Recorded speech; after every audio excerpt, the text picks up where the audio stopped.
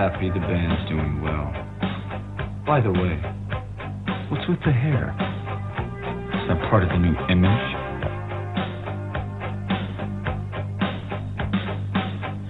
In the dark, I like to leave you behind.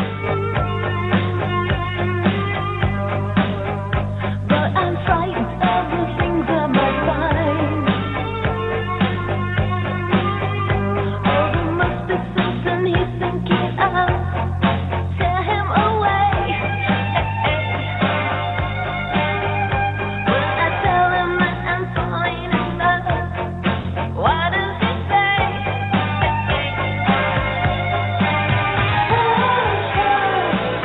Keep it down, down, 'cause it's scary.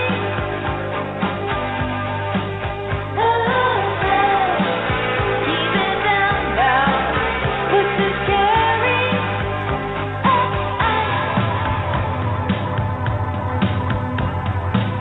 I try so hard not to get upset,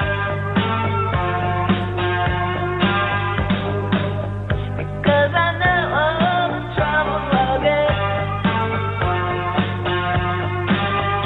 Oh, he tells me fears of something to hide and something to fear. And I try so hard to keep it inside, but no one can hear. Keep it down, down, 'cause it's scary.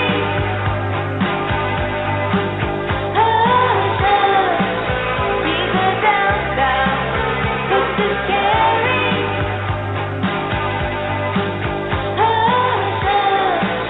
Keep it down, down, 'cause it's scary.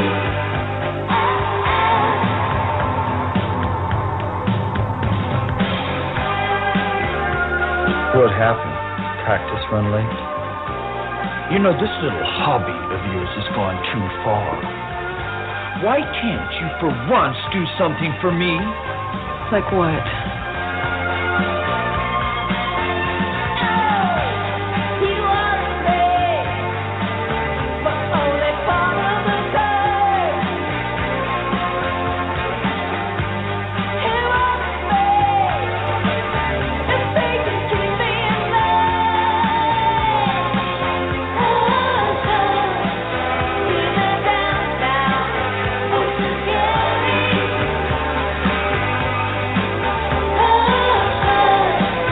Keep it down, down, 'cause it's scary.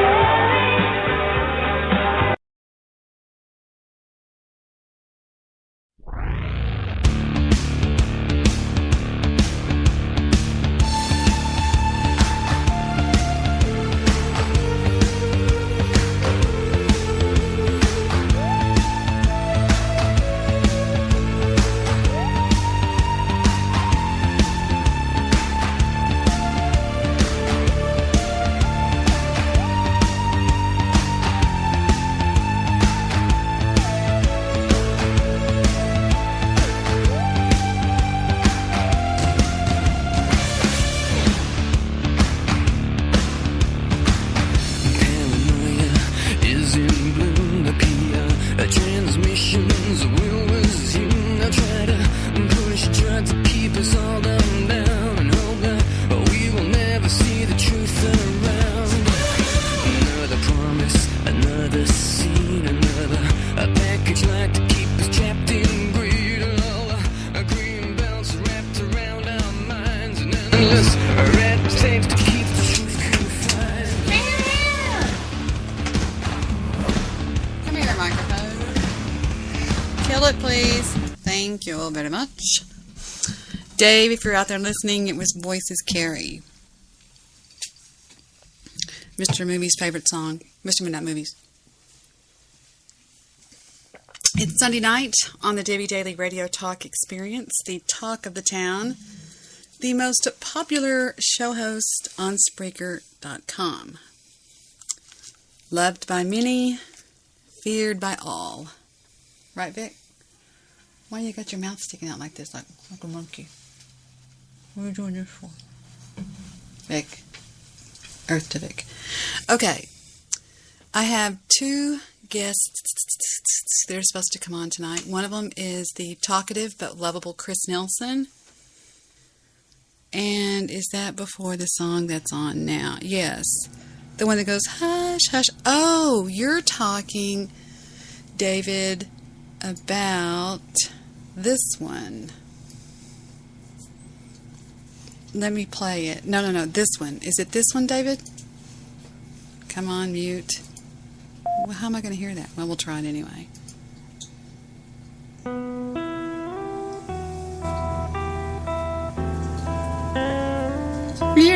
Is this the one you're talking about, love?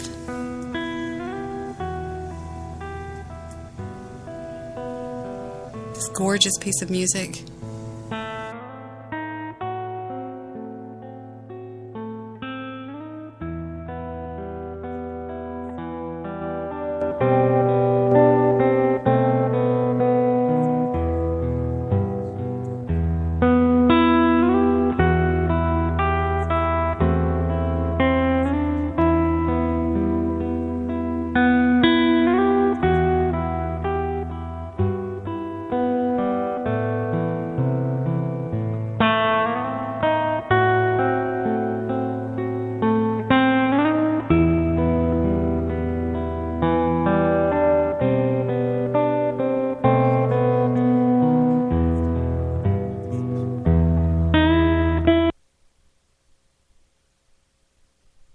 Okay, I know what you're talking about.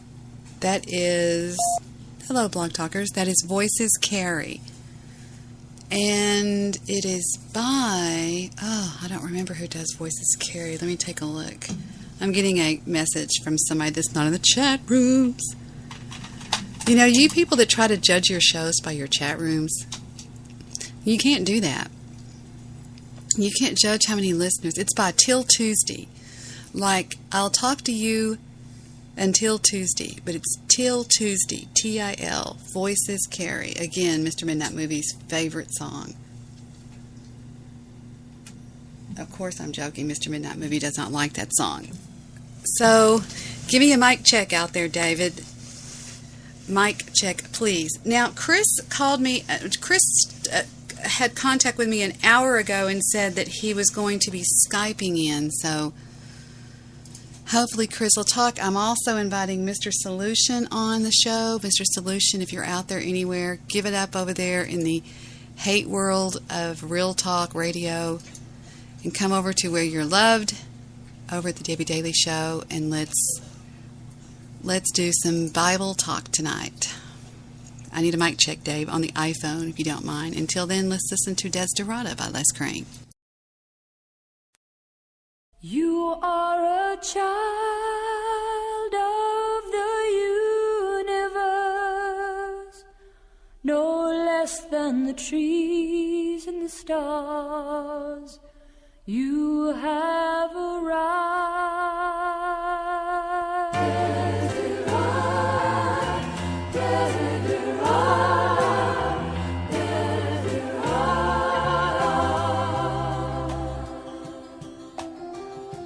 Go placidly amid the noise and haste, and remember what peace there may be in silence.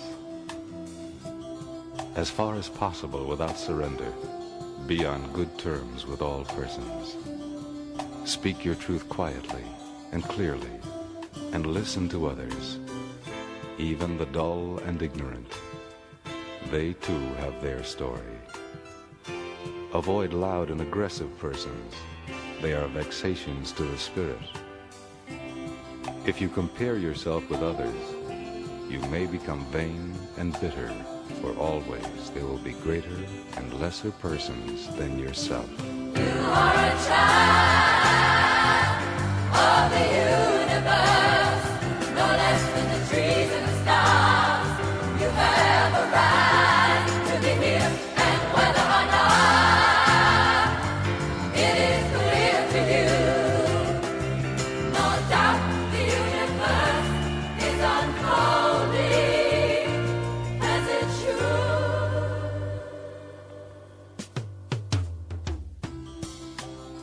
Enjoy your achievements as well as your plans.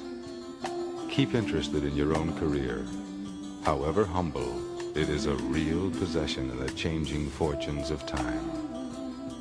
Exercise caution in your business affairs, for the world is full of trickery. But let this not blind you to what virtue there is. Many persons strive for high ideals, and everywhere life is full of heroism. Be yourself. Especially do not feign affection.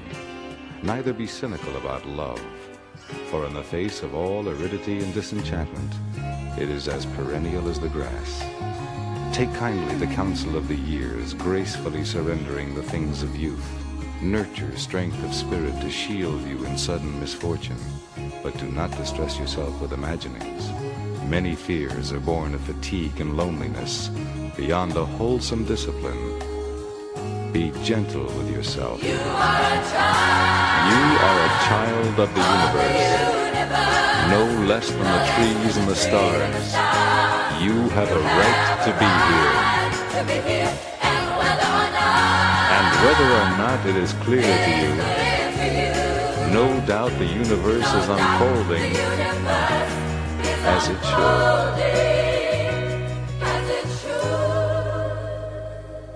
Therefore, be at peace with God, whatever you conceive Him to be. And whatever your labors and aspirations in the noisy confusion of life, keep peace with your soul. With all its sham, drudgery, and broken dreams, it is still a beautiful world. Be careful. Strive to be happy. You are a child of the universe, no less than the trees and the stars. You have a right to be here. You are a child of the universe, no less than the trees and the stars. You have a right to be here.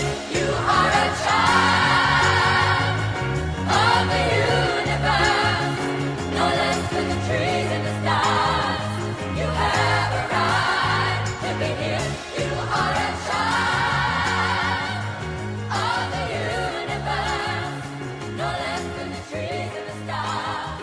You have a right to be here. You are a Thank you, ladies. Thank you, ladies. All right, let's go over to the Blog Talk board. Oh, we're unmuted over there. Welcome, Blog Stalkers. Out there in Blog Stock Radio Land, I am, of course, Debbie with you, and my options are wide open tonight. I am waiting on Chris. The last known confirmation was I'll Skype in. That was 1 hour ago. And checking the inbox again. From Stitcher, we're coming out over Stitcher. We broadcast over Stitcher, Blog Talk Radio, Spreaker, something called Ibsen, something called all kinds of stuff. Who's doing that noise? Gunner, stop it. Whoever's doing that. I talked to you people earlier in the year about a friend of mine that was in the hospital. I told you on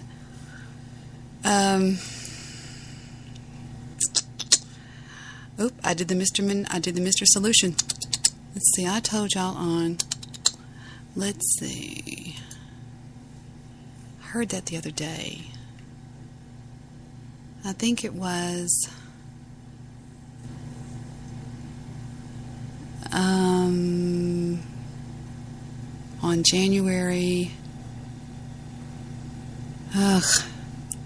Anyway, I told y'all that a friend of mine was in the hospital. I told you it was my best friend, and she is my best friend, was in the hospital because she had been recently diagnosed with cancer. Okay? Remember?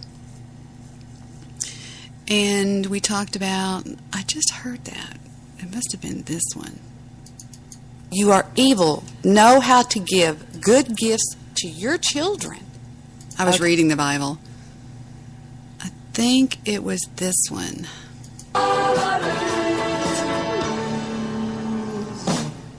Come on, Eileen Tellurah, come on, Eileen Tellurah. I gave them more than one Okay.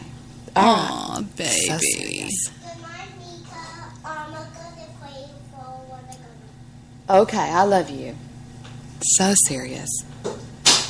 He got The some most precious thing in the whole world. And he's home. He's home. I'm so happy to say he's home. Y'all want to say hi to him? Is he in bed yet? Not sure. Tinky Winky? Not sure. I'll see if Tinky Winky can come say hello to his fans. Tinky Winky. Y'all know who it is. It's the person that, for the first year of his life, he was called, thank you, David, for the first year of his life, he was called the Dominator. Can Jet come in here and say hello? Look, it says Ken Jack. Talk to text is miraculous, but they just haven't perfected it. Did you eat a chicken fried steak? It was good. I made chicken fried steak and homemade gravy, and Heather Mashed made potatoes. and mashed potatoes. Did Heather mash the potatoes? Somebody did. Wasn't me. It must have been Sissy Bones. We had mashed potatoes. Did Sissy make the rolls? We just had bread, normal bread. Oh. We made dinner in shifts. Yeah, so anyway, I'm waiting to hear from Sissy. He's already asleep. I just heard him screaming. Wasn't that Jet? Wasn't that Jet? Well, anyway, he's here, and he sends his love to everybody out there. That little monkey that we all love. Got some new boots. He loves to wear cowboy boots. It's so embarrassing. It makes us look like trying to see if this People is that the live in one. Well, anyway, have you ever seen a kid in a diaper and a pair of cowboy boots? That was him when he was little. He's a mess. He's such a cute little boy. But first of all, yes, I am very sensitive. Some people will say emotional. I don't like the word. I don't like to use the word emotional. To me, I think that word got destroyed in the millennium with people saying emo and stuff like that. But I don't remember I'm if it just was the that kind one or what. I heard it the other day. One of my shows I did, I told you all about Sandra. Sandra is my best friend in real life. She's always been my best friend in real life. And I explained to you guys that she had recently been diagnosed. Gunnar just opened the door. I swear to God, he opened the door. He opened the door by himself. Yes, by himself, Victor.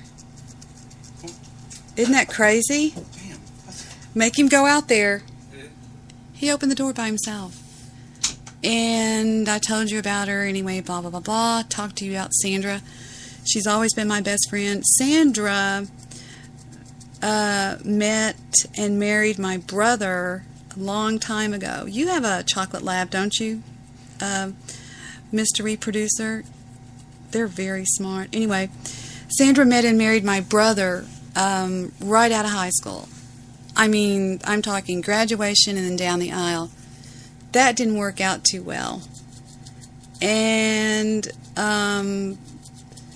it's really funny. Sandra started out hating me. Oh my God, she hated me. She hated me so much that when I would call my brother back in the days of the landlines, she would go, "Hello?" And I would say, "Is David there?" And she would go, "David!" And I'd be going, "Ow, my ear." Oh, she hated me to death. And then, for no apparent reason at all, she just, poof, changed her mind. And we found out why she hated me. A lot of times in life, people will not like you because of something that somebody else has told them. A very true but very poor example of this was my own mother. My mother could not stand one of my aunts, okay? One of my aunts, as we say. She couldn't stand her. And like I've told you that 99.9% of hate in this world is born from jealousy. She was jealous of her. Of her relationship with my grandmother. Because there were all three brothers, and all three brothers had three wives, and all three wives were vying to be the favorite daughter-in-law. And she was jealous of her. After my mother passed away, I inadvertently I don't know why or how, I got to know her. Loved her. Continue to love her to this day. And prior to that, I was very unsure about her and basically couldn't stand her because of my mother. My mother hated her. Sandra also couldn't stand me because of what? Because of what my brother had told her. And she finally, after the divorce went down, my brother got caught red-handed cheating on her. Not cheating on her. He had a girlfriend. A long-standing girlfriend he practically lived with. And it was very sad, very tragic, because there were young children involved. 2 young children, 2 young boys. And I had gotten very close to the boys because at the time of the divorce, David was in no mental condition to be having these boys, nor could he. He was working deep nights with the Dallas Police Department. In any spare moment he had, he was either working an extra job or he was with his girlfriend, soon-to-be fiancé. And it was during this time I bonded very, very tightly with Sandra. In fact, I gave Sandra a job at our company downtown. And she worked for the company, and actually I gave her the job before she got the divorce, but everybody's always told me to write a book. It's amazing. My life story is that like it would blow the Kardashians away as far as all kinds of stuff happening. Well, so I told you guys that Sandra went into the hospital because she had gone to her doctor for her yearly checkup, and her doctor said, this doesn't feel right. Go into the hospital. Comes out of the doctor's office, like a zombie. He said he suspected breast cancer. She goes into the hospital the next day to run some tests, and bingo, bango, boongo. She has 2 large cysts on her breasts of breast cancer. And she ends up having to have a mastectomy and goes through chemotherapy, and one thing leads to another, and she thinks she's got it beat. Well, sure enough, like that sneaky bastard that cancer is, it snuck back up on her and came back in her lungs. And she's been fighting that now for about 8 months, and needless to say, I think she's losing the battle. She sent me an email earlier that just broke my heart, just really broke my heart, that said, she said, Debi, I want you to know that I love you, and I don't ever want you to forget that I love you. She says, it's funny how when time gets short, you think of things that you want to make sure that others know. Please let Victor know I've always appreciated how much that you both have helped me. And I know that the boys don't adequately tell you that, but they do too. We have talked about it as recently as this Florida trip that I took with them, and they're always talking about you. And when I read that, I thought, if we were on our deathbeds, there you are, you little mullet. If we were on our deathbed, what are we not saying to people that, hi Chris. Hi, Chris. Hi, Debbie. Hi, sweetie pie, what you doing? Chris? Chris! Chris! How does that sound? Oh, you sound great. How are you? Hi. We'll get it right in a minute. Hold on. Earth to Chris. Hey, yeah, I'm here. I'm just trying to get this mic set up. Ground control to Major Tom. Call me back when you get your stuff set up, okay? All right, bye. You mullet. Okay, Chris is going to call us back when he gets his mic set up and gets it all checked and perfect and everything. And I started thinking to myself, why is it when people are on their deathbed, they suddenly want to say things to people that they should have said? What if you die suddenly? What if you walk out in front of a bus? What if you die in a plane crash? What if you walk out in your front yard like a neighbor of mine did one time at 44 years of age and drop over dead of a heart attack? You never know. You never know. And so, what does that teach us? That teaches us that it's important to let people know. Hi, Chris. Chris is just staring at me on his webcam. He can't hear me. He's got this serious look on his face. Real serious. Hi, Chris. Chris. He can't hear me. He's got this serious look on his face, and he's looking at the computer, and he's pushing on. Why is this thing going crazy? Like I'm plugging in the mic. I hear you. Can you hear me okay? I mean, Yeah, you sound fine. All right, okay. Screw the mic then. You look so skinny. Oh, thank you. I'm sucking in. No, you're not. It's slim. Looking down, I've got a big pizza gut. No. I love your shirt. Is that the one you took in front of the church? Yes, it is. It's actually a shirt I got from the church when we went to the Daytona Speedway, and we fed.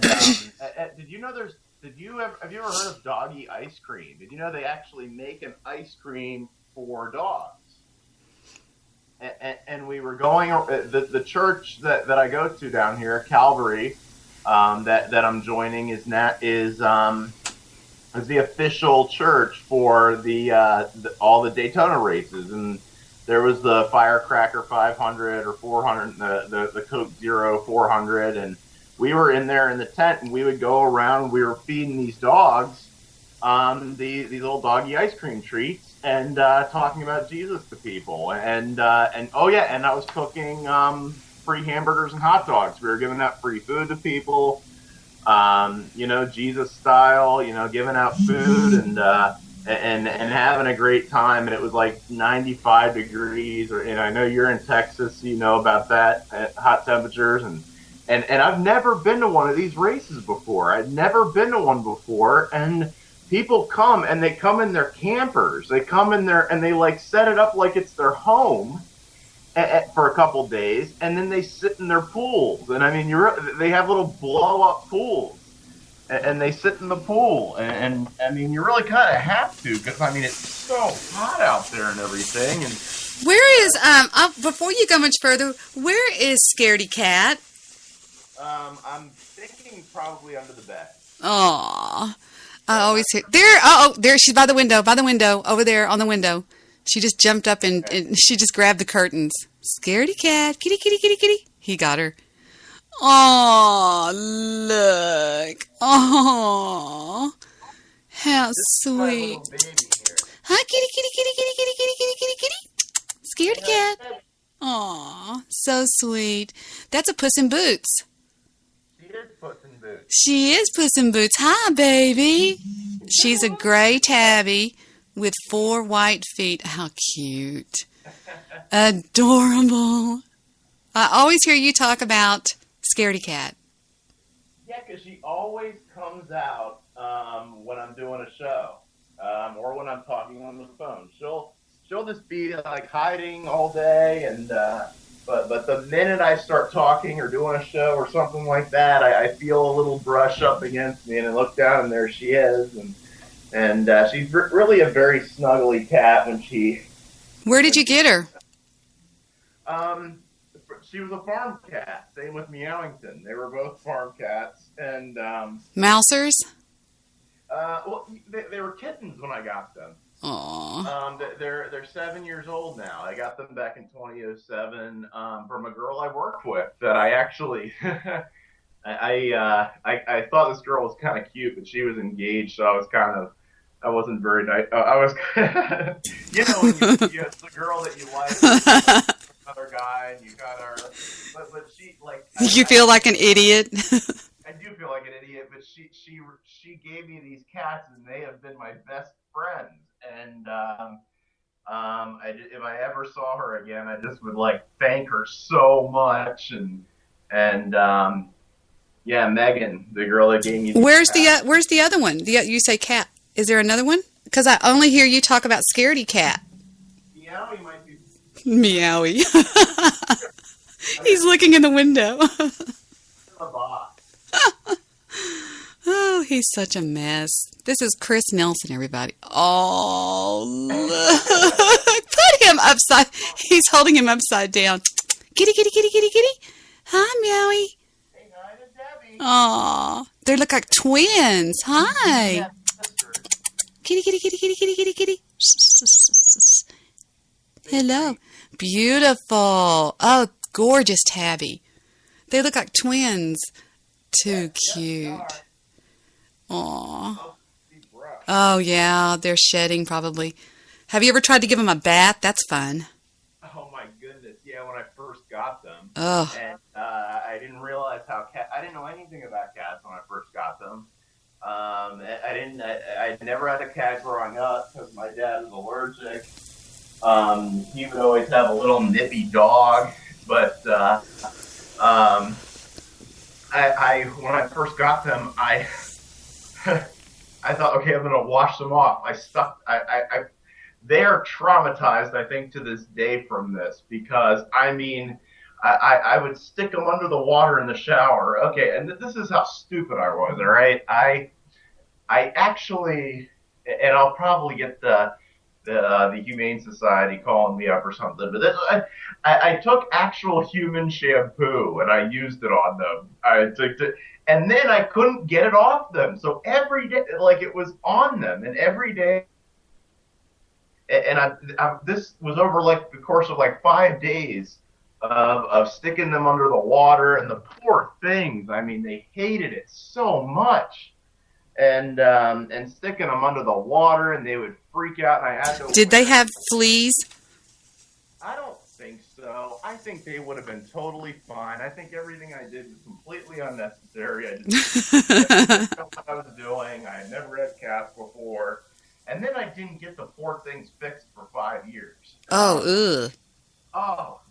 Scaredy Cat, she'd get it bad. I mean, she was really a scaredy cat. Oh, I know. We actually have had scaredy cats. Yeah, I mean, and she'd sit by the door. Oh, I know. When they're in heat, it's so sad. It gets so disgusting, and I didn't realize how disgusting female cats get when they're in heat. And then when I lived in this one woman's basement, and she kind of reminds me of you, actually, Debbie. This girl I was dating for a while, who was a little bit older than me, but after a while, she relegated me to the basement. But anyway, that's a whole other story. Oh, okay. This was back in like 2009, 2010, around that time frame, and there was this orange tomcat that would come around, and I'd leave during the summer. I'd leave the back door open, so there was a little screen door there, and this orange cat would antagonize them, and they would start. I mean, you would hear all of a sudden in the middle of the night this loud sound that was like not really as cat-like as it was, almost demonic sounding. It was like, I mean, they would start. And they would attack each other, Meowie and Scaredy Cat. And then I would see that pesky little orange cat, running away outside. And I was like, dang that orange cat. Well, here's the love of my life. Can you see my webcam? Oh, yeah. Aw.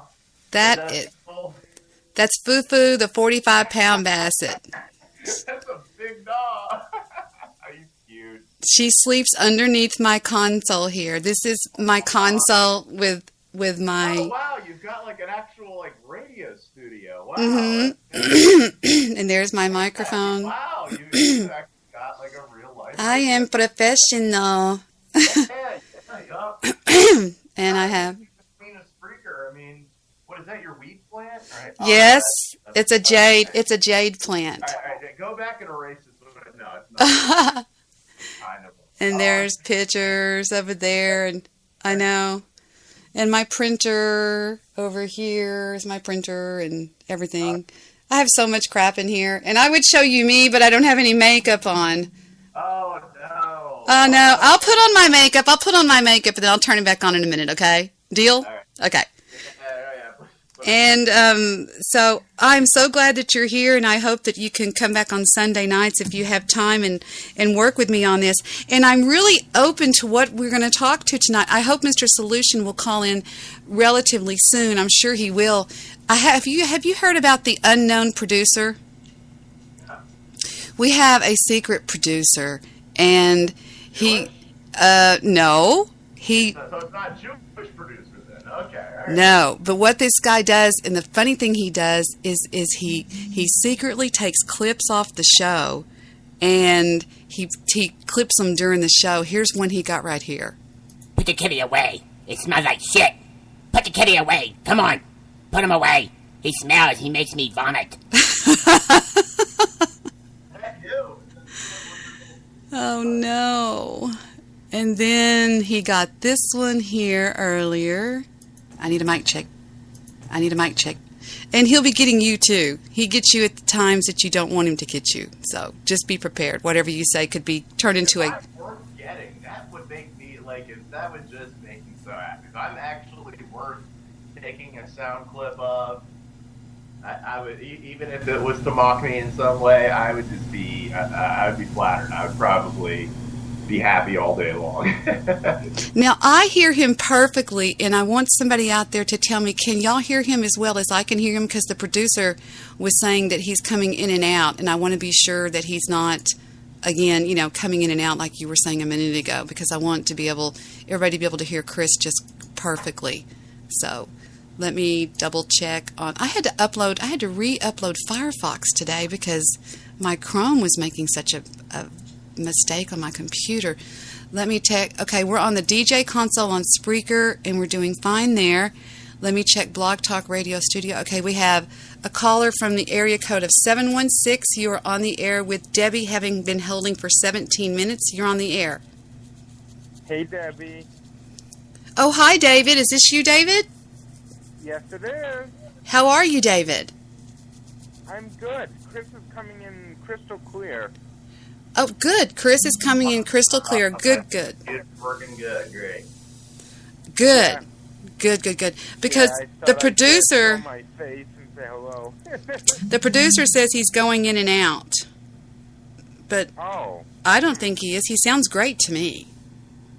Yeah, You've got a producer, you've got a soundboard, you've got a... Wow. My producer just went over to her litter box. Chris is on his webcam. I'm not just hearing Chris, I'm looking at Chris. He is so cute. You are so handsome. Doing running commentary with his cats and everything. He is so cute. Chris, you are just do all women think you're cute? They all do, Debbie, and it's so hard to keep them off me at the beach. Like today, there was I put my my stuff down.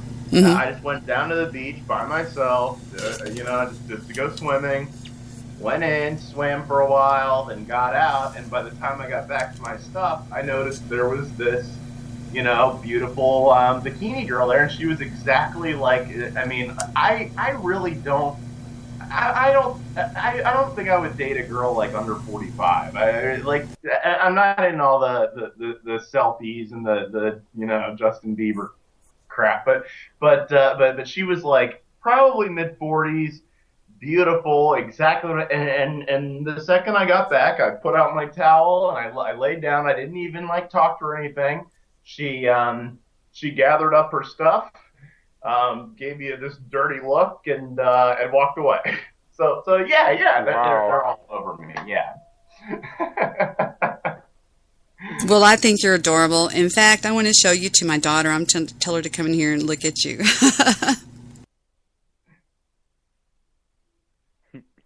So Well, I'm what's looking the at topic perfect for view tonight? right now, You got the Austin Powers thing going on here, or the Marilyn Monroe thing.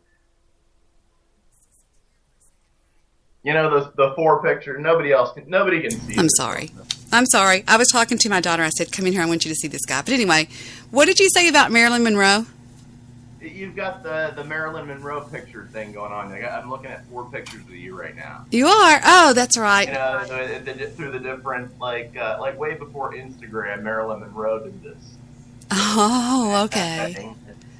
You know, or it's like 4 shots. Here she comes. It was her that originally did that, right? Look at how cute this guy is, Heather. Here, say hi to Heather. She can see you. Ah, it keeps going in and out. Hold on, it'll come back. She said hi. He goes, hi, Heather. Hold on, he's coming back. Chris, turn your webcam back on. There he is. Isn't he cute? He's looking at the picture of David. That's just like the shoulders and the head. Say hi, Heather. Hi. Chris, say hi, Heather. Hi, Heather. Oh, he's got 2 kitty cats. You'll really show her one of your cats. Do you see what I did to my one eyebrow though? Like, I don't pluck. It hurts too much, and I don't really do well with that. But like, I kind of get the unibrow thing going on, and you know, so I just, you know, I'll shave, and then I just take my razor and. Isn't it cute? And I kind of gave myself. I got a little Spock thing going on now. Oh yeah. Why can't he see us? I don't have the webcam on. Why not? Well, he's gonna get the kitties. Look. They're called. Look, they're scaredy cat. Aww. Is So that? Debbie, how is Heather doing? His webcam keeps going in and out. Hold on just a second, David. Hold on. Am I going in and out? There he is. That's scary. Is that scaredy cat? No, that's Meowington. Meowington. I look like I'm being rough with her, but I'm not. She's a lady. Aww, isn't that sweet? He loves his cats. Why don't you turn on your webcam real quick? I don't have my makeup on. I turned it on and showed him foo-foo. I showed him foo-foo. You don't want him to see you, do you? I don't care. Okay, here comes Heather. Okay? You're going to get you're so lucky you're going to get to see Heather, and nobody ever gets to see Heather. Here she comes, starting right now. There's Heather. Oh. Is she wearing any clothes? She's got a towel on. She just got out of the shower. She got a towel. Wow, I mean. Isn't she gorgeous? Yeah. She just got out of the bathtub. I took a shower. I mean, wow. I can't even see my hair. She has hair down to her hips. She has real long hair. It's not down to my hips. It's almost down to your hips. No, it is not. Why is it down I your hair? Heather mentioned my wife just ditched me. Oh, you're too pretty. You've got to be married. No, she's not married. She's very, very single and very, very sweet. What are they saying? He said, I'm in a hotel because my wife and I are getting a divorce. Oh, no, I didn't say that. I said my wife ditched me, and I'm in this hotel for another week down here in Daytona Beach, and then I'm moving into a place this Saturday. So now you can see how. Yeah, I won't spare you the obnoxious stuff. So what? Isn't she pretty? Isn't she pretty? Yes, she's pretty. She's looking at me though like I'm pretty disgusting though. I think No. You see me through rose-colored glasses, Debbie. I do. No, she's not. She would have never have said, turn the webcam on if she didn't want you to at least say hi to her. At that point. And she doesn't He know that is all a I do Christian and does my Bible show with me every Sunday night. He is so perfect. I adore you, Chris. You know I do. I've always adored you. I know you do, Debbie. He's a sweetie. Well, I wanted her to see you and say hi. How many people now? I hate that she's probably disappointed. So. No, she would have never said that. Heather has never said flip the webcam on so he can see me. That is so. How many of you out there can believe that Chris Nelson actually got to see Heather in a towel? I believe it. She actually has groups of people out there that have little shrines to her where they genuflect every day. Oh, taken after her mom. Already got websites dedicated to her. And they have never even met her in real life. That's cool. I think the secret producer just got you a minute ago. I don't know. I saw it come across my desk and I didn't pay attention to what it was. Let me see what he got on you. He does this and it's just so funny to listen to the things he gets. Uh-oh. You gotta kind of get sound clips from your show. I don't have that on my show. Here we go. Well, I laid down. I didn't even talk to her or anything. She gathered up her stuff, gave me this dirty look, and walked away. That's exactly what she did. You are now. Here's another one. Here's another one we got. I would be flattered. I would probably be happy all day long. You're now a permanent part of the Debi Daily Radio Network here. Oh man, if you ever wanted to torture me to death, I mean, don't waterboard me. Don't cut my don't rip my fingers off with a pair of pliers or rip my teeth out. Just stick me in a room and play a recording of myself laughing over and over again, and I'll give up whatever information you want. Oh man, I actually downloaded today. I was watching cartoons with the baby, and I heard these trumpets that I had to keep for Mr. Midnight Movie's intro. Listen to these trumpets. I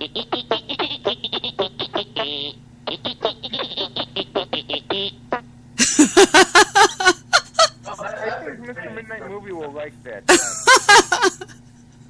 Doesn't that sound like... And now, Mr. Midnight Movie.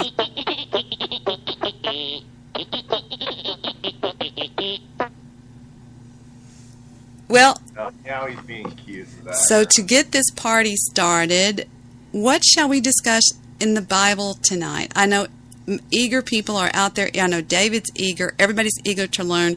Now Heather's tuned in the bedroom. I can hear the echo in there. What are we going to teach people about tonight? At least as much as we know how to teach them. I think we know how to teach,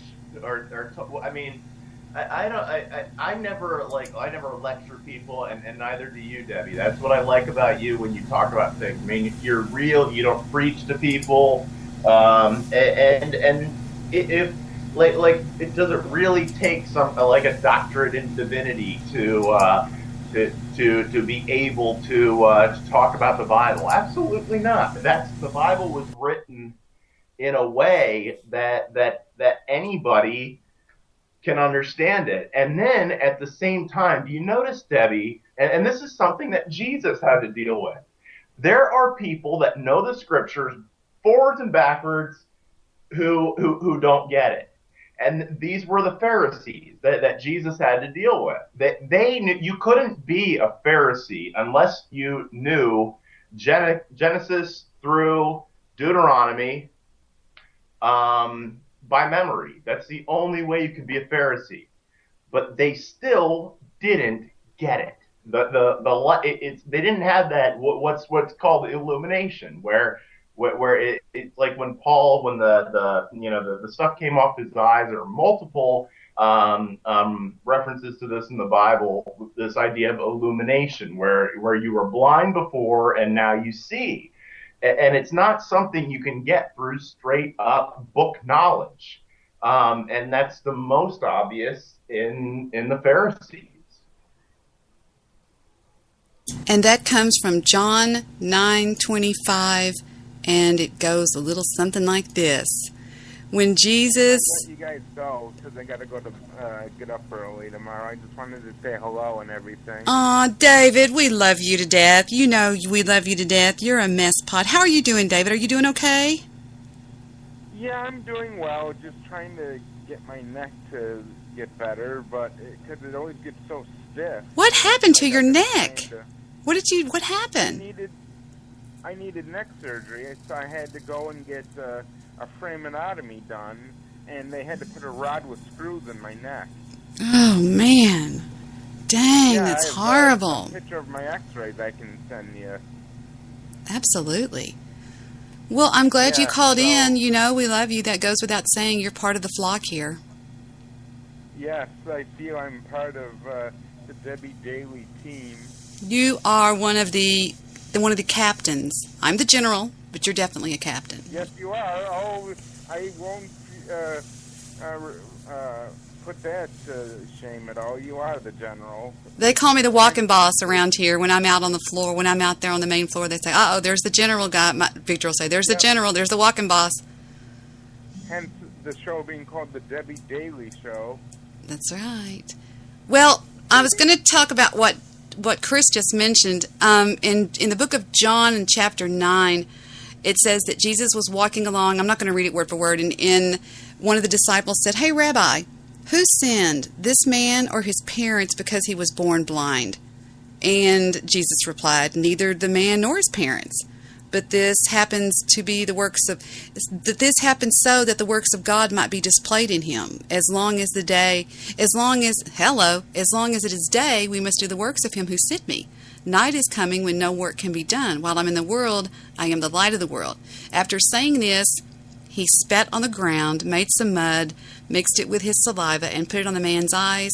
"Go," he said, "wash in the pool of Siloam." And the man went and washed, and he came home and he could see. Okay? His neighbors and those who had formerly seen him begging said, "Is this the same man who used to sit and beg?" Some claimed that he was. Some other goes, "No, it just kind of looks like him." And he goes, "No, it is me. It is me. I am the man." And he goes, "Well, how is it that you can see?" And he said, "The man they called Jesus made some mud and put it in my eyes, and he told me to go wash. So I was blind, but now I see."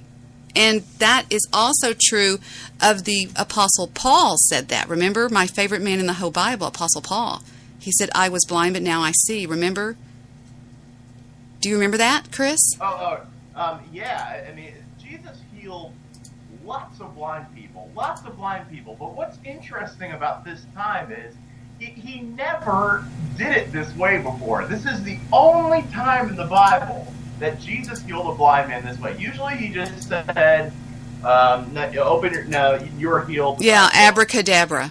In this one, and you know why? You want to know why Jesus spit in this guy's eye? No, why? I don't know. But it's one of the first things I'm going to ask him when I get up to heaven. That is a weird question. I don't know why he would do it that way. That is weird. The only time he spit, and what's interesting is in Middle Eastern culture, spitting on somebody is like the worst thing you can do to them. It said that Jesus led this guy away. So just imagine being a blind guy, and being led away by a stranger. You don't know how long the journey's going to take.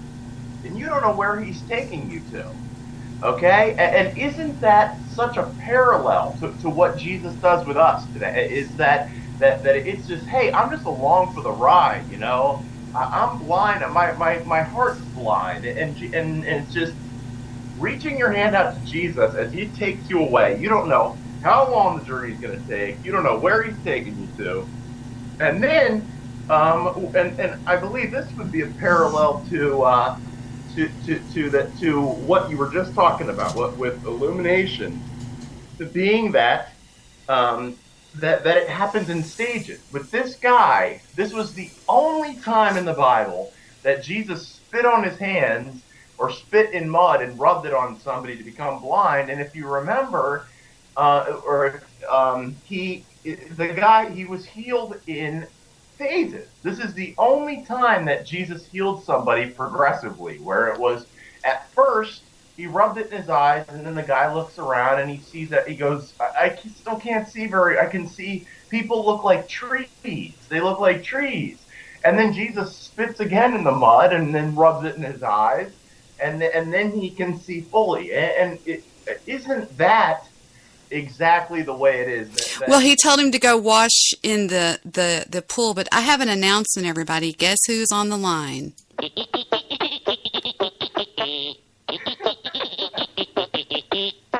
It's Mr. Midnight Movie. Do you like your new intro, Mr. Midnight Movie? I really do. Now, I've been asking, did you I'm assuming that you didn't, the clip that I tweeted to you, you didn't listen to me. And it would go perfect in honoring thy mother and thy father. No, I did not. I'm sorry. No, you sent it on Twitter? I haven't checked my Twitter and I don't even know when. I'll go check that now while y'all are talking. Interesting. Okay, go ahead. Y'all have a chit-chat while I go look it up. And welcome also to, I think he deserves the same intro, and that would be the beautiful Mr. Jewish. Thank you, Warren. Thank you. Is there a little farting sound in the I don't know. It was in a Looney Tunes cartoon I watched with a baby today. Mr. Midnight Movie, Jewish producer. Hey, Chris Nelson here. This is like old times. How long has it been? Yes. It's been a while. We were listening to you heal the blind, or talk about yeah. Now, have you seen the preview for the movie Exodus yet? No, I have not. I did not even know there was a movie coming out about Exodus. What? Did he just say what I think he said? You haven't seen it? No. Oh my gosh. I think it's awesome all these movies about the Bible are coming out. It's a little bit surprising, but at the same time, it's awesome. It's awesome. But no, until I read your email today, Debbie, I had no idea there was a movie about Exodus coming out. That's great. Well, we have a surprise for you then. We need to get this. We need to send him the link. This is perfect. We can get a live reaction from somebody that hasn't seen it, right, Mr. Midnight Movie and Jewish producer? Correct. That's correct. Somebody said that Jewish producer is so smart. Oh, Vic. Victor said, Jewish producer is so smart. He said, I wish he would talk more. He's Jewish. Of course he's smart. He said that. I like that. I was just doing Vic's wish. Oh, okay. It's called Exodus, Gods and Kings. And I'm going to now, it's done by Ridley Scott, which I'll now send you the link to it so that you can view this amazing masterpiece coming up in, when is it, December? Right? It's in December, yes. I can't believe you haven't seen it. Did you see Son of God, Chris? I have not seen Son of God, but I would like. Is it on Netflix yet? I don't know. Is it on Netflix yet, guys, or is it on anything yet? I think so. I don't know. Really? Here comes the link. This is pretty amazing, Chris. I can't wait to see your reaction to this because you are by far one of the most spiritual guys I've ever come. I'm going to put it in our private chat. Yeah, here it comes. It's in Skype, okay? On the Skype private chat. Do you see it? Wait, hold on. I gotta. I'll put it in the group chat just for shits and giggles. How do you look at that? You just click it. Oh, okay. There it is. All right. Here he goes. We're now seeing Now, it. keep in mind, I'm not very impressed by movies or TV really, but okay, we'll check this out. 3, 2, 1, skip ad.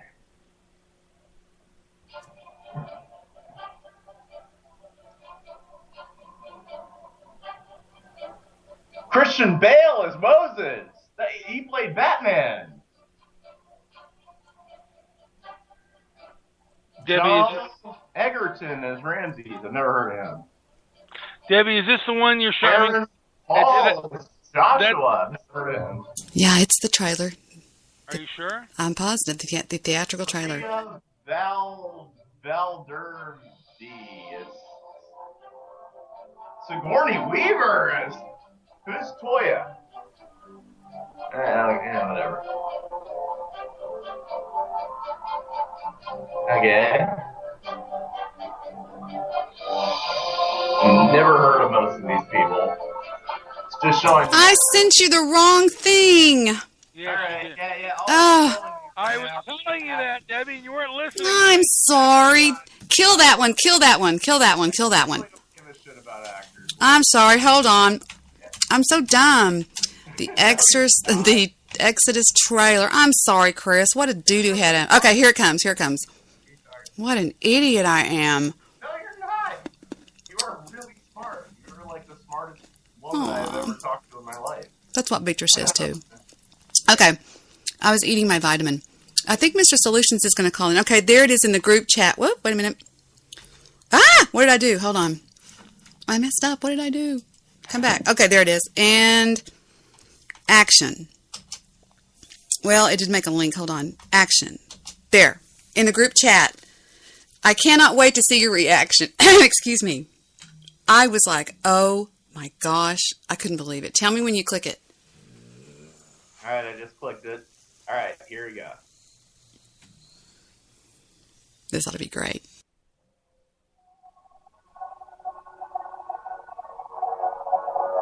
You say that you didn't cause all this. You say this is not your fault. So let's just see who's more effective at killing. You and me.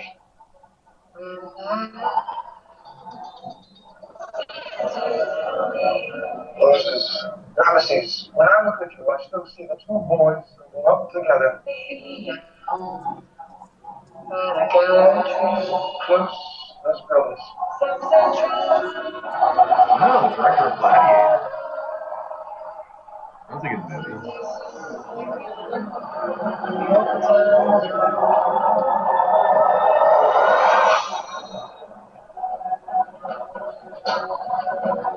I came here to tell you. Sigourney Weaver is hot. She really is hot. It's out of my control. Still.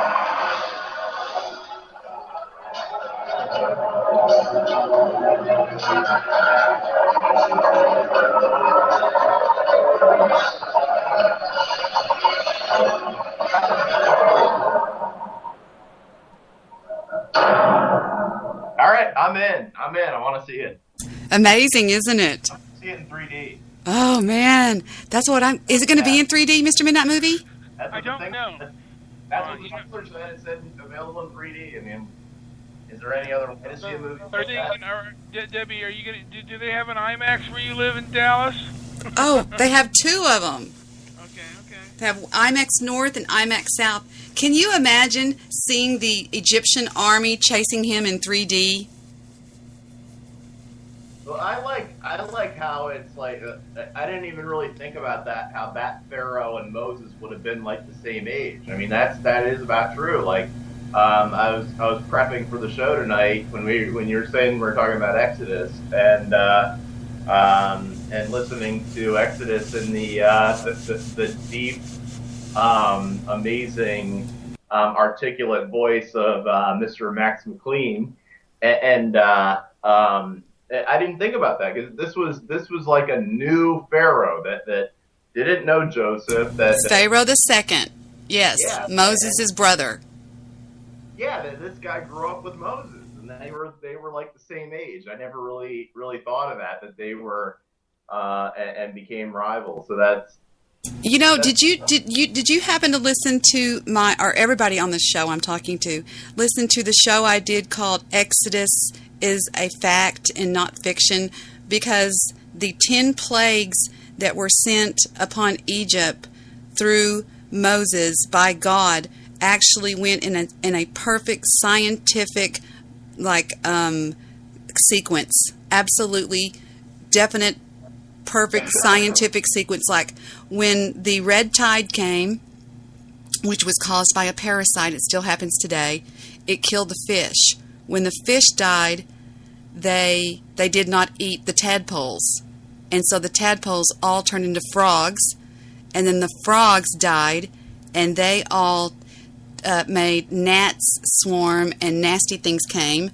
Then after that, the flies came. I mean, it's a perfect scientific sequence that the 10 plagues happened. And it's not invented science. I mean, in these stupid, numbnuts atheists, they'll go on and on and on about, there's a scientific explanation for this and that. It's like, well, who do you think invented science, you moron? I mean, that's like, you don't like Charles Darwin, do you? I'm like, Did you hear how they have proven even the last and most horrible plague, which actually weakened Pharaoh, and he said, "Get out of here! You're scaring me to death with this God of yours." The one. Yes. Did you hear how that happened? Well, the angel of death came down, and I'm sure it was What, baby? some kind of a scientific way. Oh, it looks pretty. What's interesting about those plagues It is looks that real pretty. God has It a looks real real sense pretty. of humor. I mean, they worship frogs, and God said, "You like frogs? Here you go." And they worship the river. God said, "Oh, you like the river? Oh, I'll turn it into blood." They worship their firstborn. Now, Debbie, I sent you a thing, and it kind of ties into honoring your mother and your father. There's an argument between Meathead and Archie. Where did you send that, on Twitter? I just now opened my Twitter. I'm sorry. See you on Twitter. Who wants to see if my webcam will come on and show Heather? Heather? Oh, she just walked out. She'll come back in a minute. She'll come back. She dried her hair. She was going to show you her dried hair, Chris. Can y'all believe Chris saw Heather in a towel? But I wanted to see if you thought who was right in this debate. Oh, I can't wait. Let me go get it. Okay, you sent it to me on Twitter, and I just opened The mine. N-word is used. I just say that as a cautionary. Okay. All right. Stand by. I can't wait to talk. I signed the divorce papers, and I sent them back yesterday. You just signed the waiver? I signed the papers. I did it. Was it a waiver of... You waived your appearance, right? Did you... I did exactly what you wanted. I was putting her needs above my own, even though I wanted to drag this out as long as possible. But it's over. It's finished. Yeah, don't try to stay with somebody that doesn't want to be with you. You know, fighting for that would not be right, I don't think. I mean, if she wants... Anyway, sorry, Mr. Midnight Movie. What were you saying? By the way, I say raped once as well before he found his Nancy. Hey, what did you just say? You were talking about Ronald Reagan finding his Nancy? No. I said Ronald Reagan divorced Jane Weinman before he married Nancy. That is really funny that you bring that up because, well, here's when we started fighting. I would say that to her, to my wife. I would say, you know, in our fights, I know I said a lot of things I regret, but I mentioned to her once, I was like, because she was like, "I'm going to divorce you," and I was like, well, Ronald Reagan, you know, he had a divorce with Jane Wyman before he found his Nancy. And then she kind of used that against me. Like, oh, she was always like, well, you can find your Nancy. You can find your Nancy. Well, maybe I will find my Nancy now. That's very interesting that you say that, Mr. Midnight Movie. All right, now we're going to view Archie and Mike talk about their fathers. Excuse me, their fathers. Here we go. I got to hear this. That world out there, kid, ain't up to no good. Hey, you don't trust nobody out there except for your own coin. And you remember that, Meathead, Yeah, there's another thing. Meathead. Why must you always call me Meathead? Oh, what the hell? Why does that bother you so much? I bet I wasn't the first one to call you Meathead. You were the only one ever to call me Meathead. You never called me Meathead in school. In school, they always called me Michael. That's all they called you? Well, Mike or Mickey. What a sweet little school you went to there. No wonder you grew up thinking the war was beautiful. Why, what'd they call you in school? Different things. For what? What the hell? Well, tell me, what did they call you in school? Tell me what they called you. Well, I remember when we went to during the Depression there, when we didn't have no money, of course, the old man lost his job, you know, he was all busted. And I wore out his shoe, one shoe. So I couldn't go to school with only one shoe, see. But my mother, she found a boot, so I had a shoe on one foot there and a boot on the other. A shoe and a boot, shoe, boot. So the kids called me shoe booty.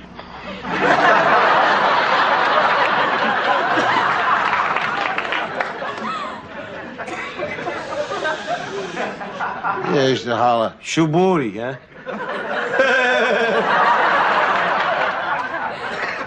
Yeah, he used to holler. Snooty fruity, here comes shoe booty.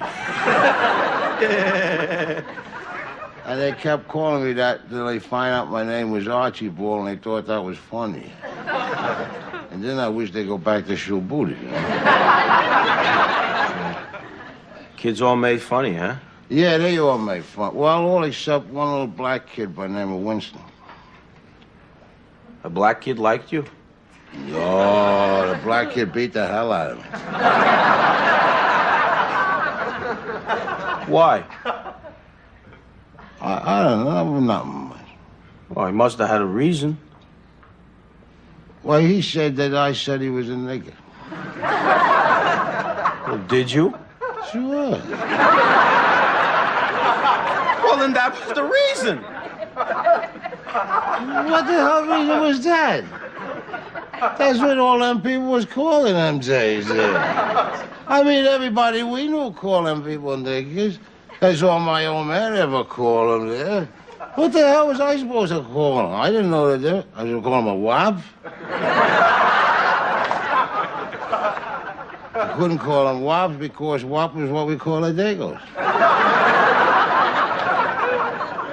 Did you ever think that possibly your father just might be wrong?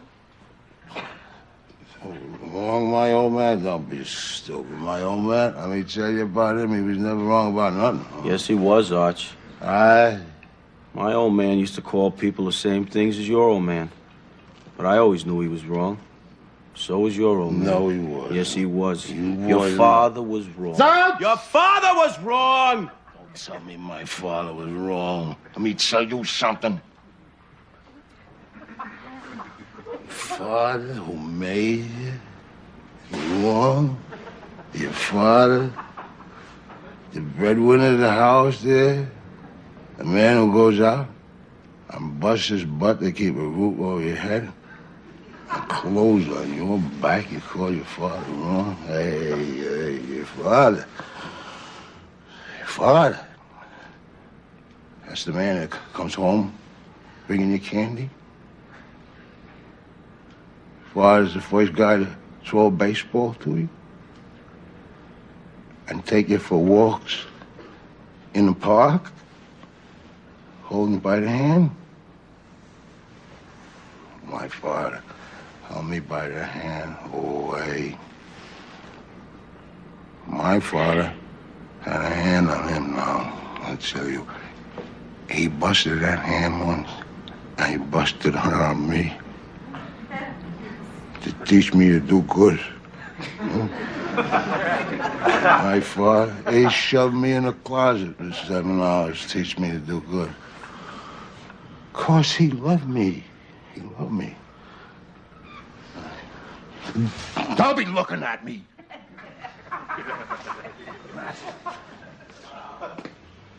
Yeah.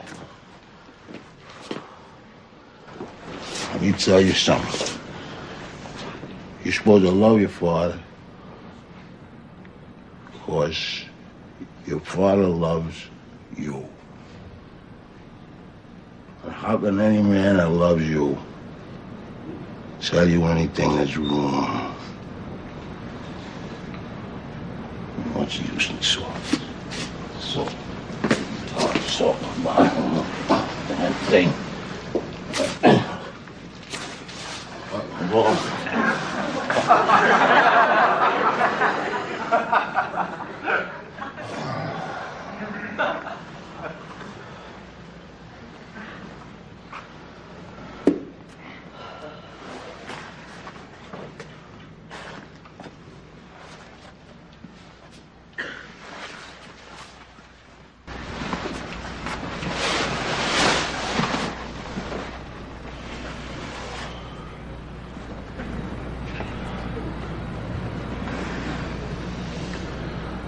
Did he die? No, he was just going to sleep. And he won an Emmy for that scene, I think. Is there anything else? That was it. Wow, powerful scene. For those of you who aren't familiar with what we're talking about, there was a sitcom back in the 70s called All in the Family, and it was about a very racist, bigot father who has a daughter, and the son-in-law moves in with them, and they get married, and it's a very, very funny sitcom, but he was horrible.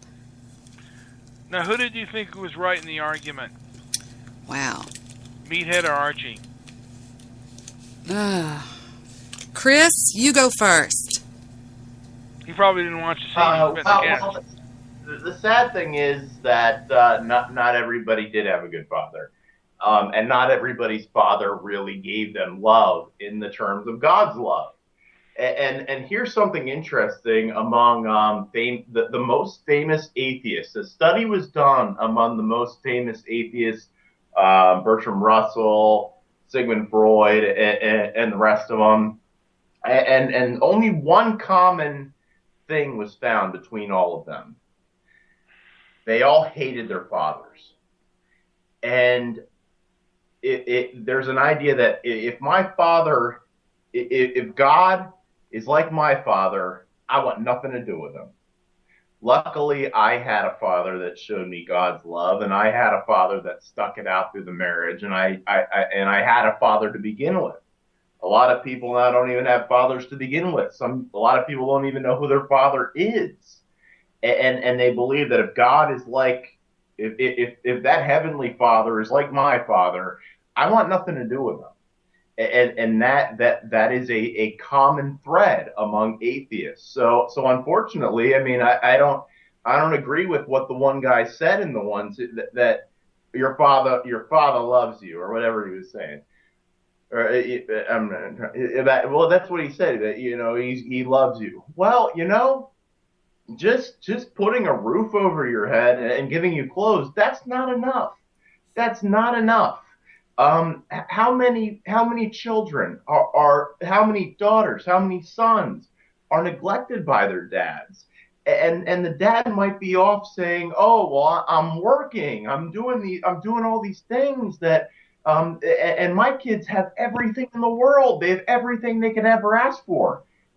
They don't want that, though. They want you. You spell love Time. They want you.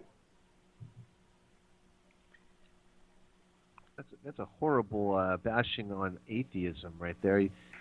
Cherry picking and pulling out some of the, Sigmund Freud.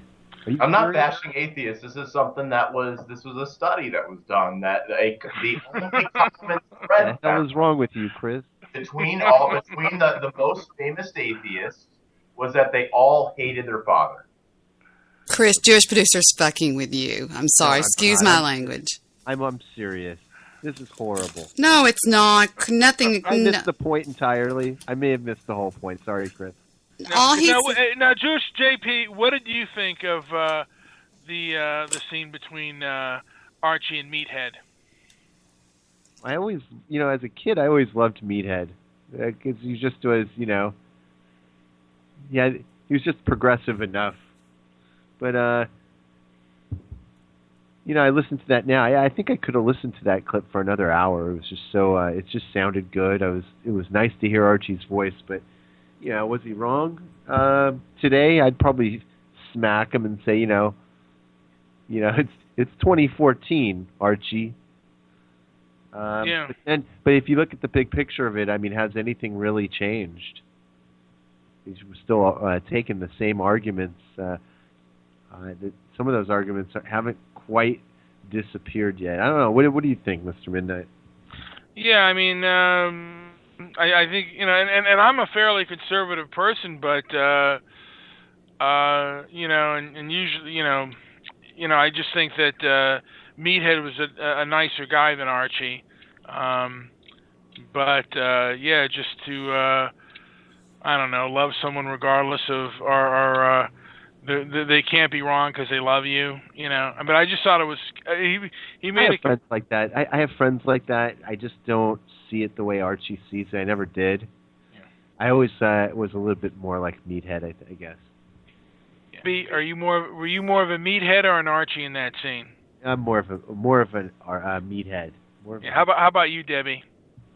Meathead. Yeah. I mean, I just can't see somebody.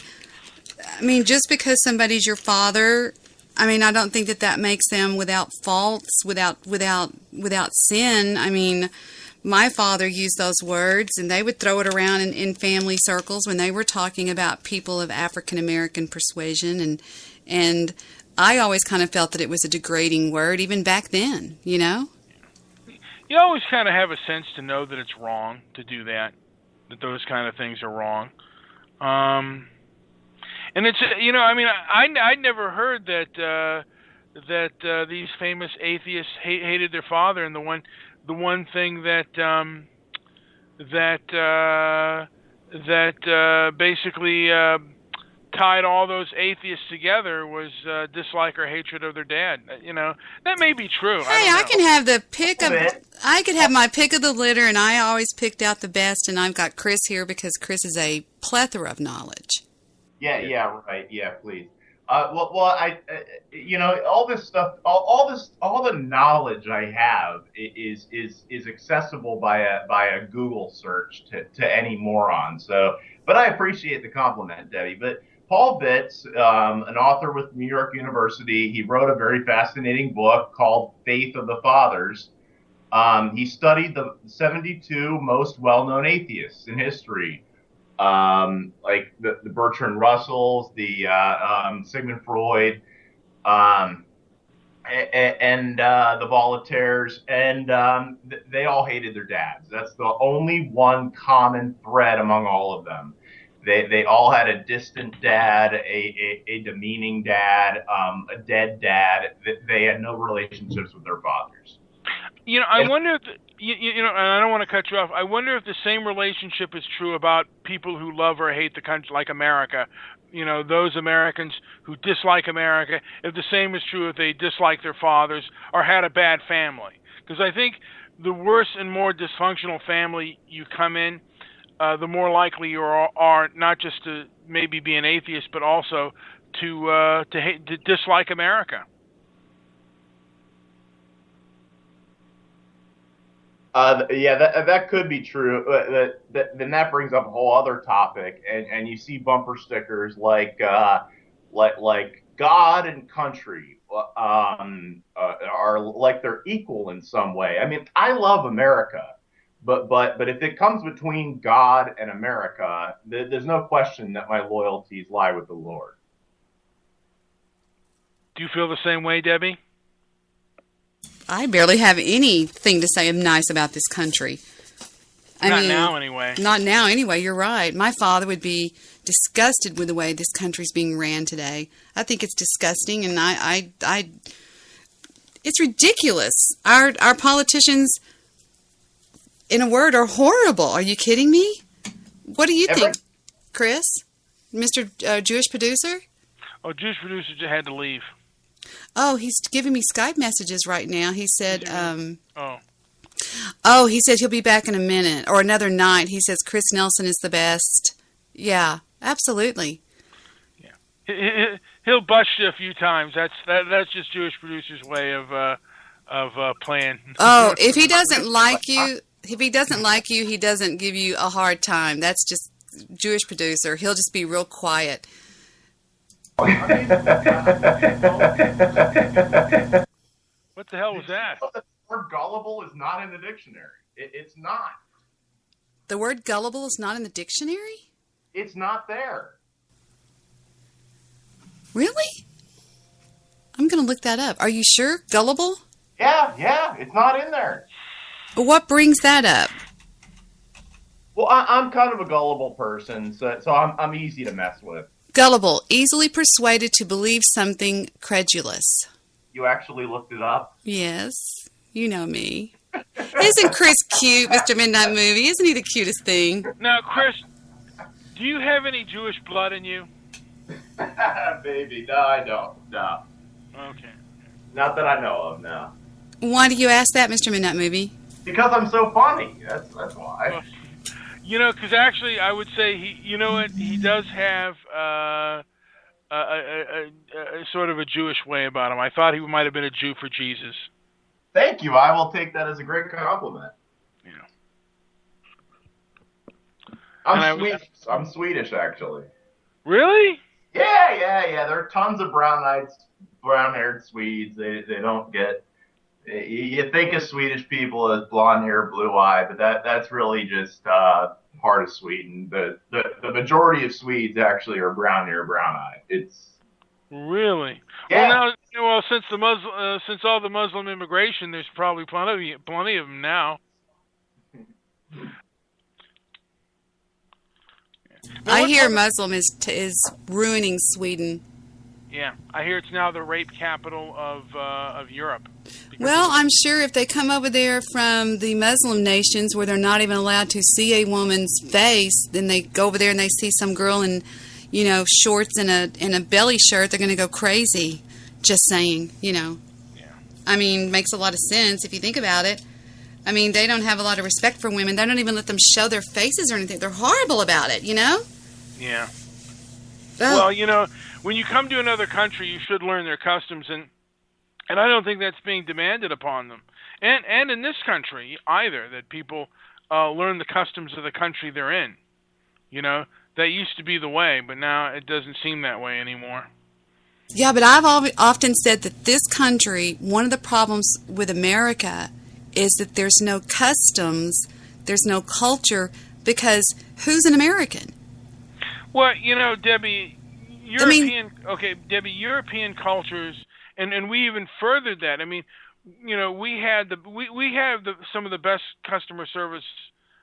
Someone said around the world. I haven't been world traveled, but I've talked to people, and they said we have the best. Because we're a capitalistic society, we have customer service around, and there are people who are coming who don't understand that and are just about business and not about friendly customer service, particularly the Asians and the Indians, but more so the Indians than the Asians. Indians have customer service. The Hindus are horrible at customer service. I don't know if you've had any dealings with them, like in their liquor stores or in Dallas. Well, they seem grouchy. They're like, "What do you want? It's over there." Yeah. What do you mean? What do you mean giving me the $10? I told you it was $12.49. What are you doing here? What are you doing? And they're kind of rude. Look at Chris. It's true. They're very and that's not American. I've told them. I've said, and I've gotten upset with a few of them. I said, look, when you come to our country, you should learn our customs. I threatened to boycott one of their businesses one time. But see, that's my point. Tell me, what is American? I mean, we have so many different people that live here of so many different colors of skins and so many different dialects and stuff. We don't really have an American. There's not what does an American look like? Well, an American may not look. I mean, the look may change. Culture should remain the same. I mean, Mayberry RFD could be black and Asian, but the customs and the traditions should stay the same. Of politeness and good solid citizenship, and that's not the case anymore with some of these new crops of immigrants with their businesses, and they should be made. Look, I mean, they shouldn't be made to do anything, but I think that the American populace should maybe forced by financial means to force them to comply to our standards. Whoa! Wait, I mean, if I went, business owners are harassed. They have their money confiscated. They come over here to escape, the crap holes that they come from that are beautiful places, but they're only crap holes because the governments confiscate everybody's money. Now they come over to America and they get the same thing. I'd be cranky too, I gotta be honest. I mean, the way they're taxed, the way they're regulated, the way and you're actually suggesting that we tax them more for bad manners? The worst offenders I would boycott. I think we should businesses that have bad manners, and I guarantee you, the majority would probably be Hindu-run Indian stores. They have the worst, most foul manners ever. You know what I've often said, though, and I firmly stand behind this. I cannot fathom being in a business where every day of my life I have got to deal with the public. And you're going, but what are you talking? Well, I mean, think about it. Some days I'm in a bad mood and I just don't want to deal with all these people that are coming in and out of the store. And if I stay like a legal secretary, a legal assistant, I'm in my office. I can hide from them when I don't want to. But if I'm working a cash register at a sack and go or stop and go or whatever, I can't do that. I've got to go, hi, how are you today? What can I help you with? Or my job's on the line, right? Yeah. Now, when you work customer service, did you ever get chewed out by a customer, Debbie? Do what? What did you say, sweetie? You kind of broke up there. When you worked, because you were like a bartender, and I'm assuming that you worked like other forms of customer service. Did you ever get chewed out by a customer? Oh, absolutely. I got chewed out when I was working at Highland Park Athletic Club. I was behind the desk giving out rackets for racquetball and assigning courts and stuff. And that was back when I was, Little Miss Hottentot. And this gentleman came over, and Highland Park is the richest part of Dallas. The millionaires. You're still Miss Hottentot. You're just little Mrs. Hottentot. That probably made a drop, I'm sure. But anyway, he walks up there and he goes, I scheduled a court at 6 o'clock and I've been waiting for 20 minutes. And I said, well, I'm sorry.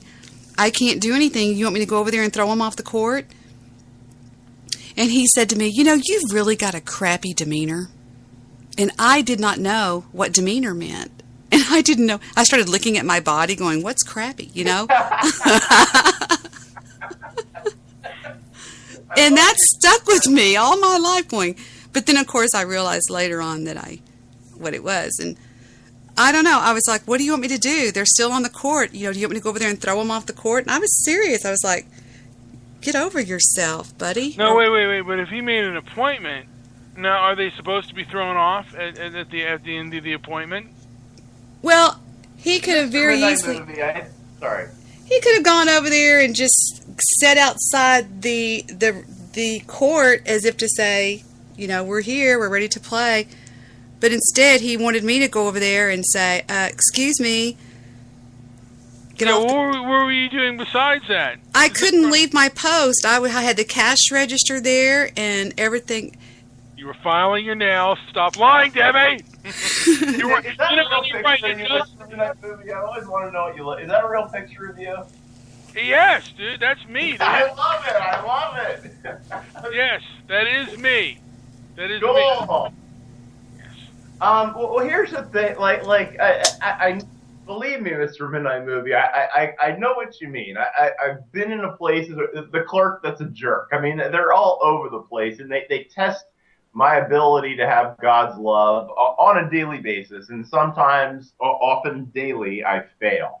But here's the thing: these guys are mugged at gunpoint, and now we live here in this country that has this idea that surveillance cameras are going to stop crime. They don't stop anything, and you are looked down on, and even regulated out of, and even like the corporate structure decides, oh, you can't have a gun behind the counter. And all it would take is for these convenience stores and other places that have cash, if they had a gun behind the counter, the criminals would know it and they'd figure it out pretty easily and they would avoid that place. A gun store never, ever, ever gets robbed. But we've got this political and media-driven idea that this might not have happened in Texas yet, Debbie, but just wait, it's coming. That having a gun behind the counter is somehow dangerous. and you might be trying to shoot a criminal and accidentally shoot yourself, and you don't know how to use it and stuff. And no, you put the surveillance cameras up, and that'll stop crime. That's a load of crap. And these guys are robbed at gunpoint on a regular basis because most business owners, they wouldn't be business owners in America if they weren't like this. Most of them go along with what the government says. Okay, they say guns are evil, so we're not going to have guns. They say guns cause danger, so we're not going to have guns. They pay their taxes. They do every little freaking little regulation the government says. Do you know how much crap the EPA, the Environmental Protection Agency, I know, puts these gas stations through? I mean, they get these inspectors that come in and they find one little leak. I've heard stories of them finding one little tiny leak, and they practically extort this place. They'll say, oh, we found a leak. It's going to cost you $300,000 to fix. And they don't have $300,000. But they do it anyway. They go along with it. They do whatever they're told, and then they're told, oh, yeah, by the way, you can't defend yourself. But we have these nice little surveillance cameras. So yeah, we'll catch the criminal. Yeah, please, give me a break.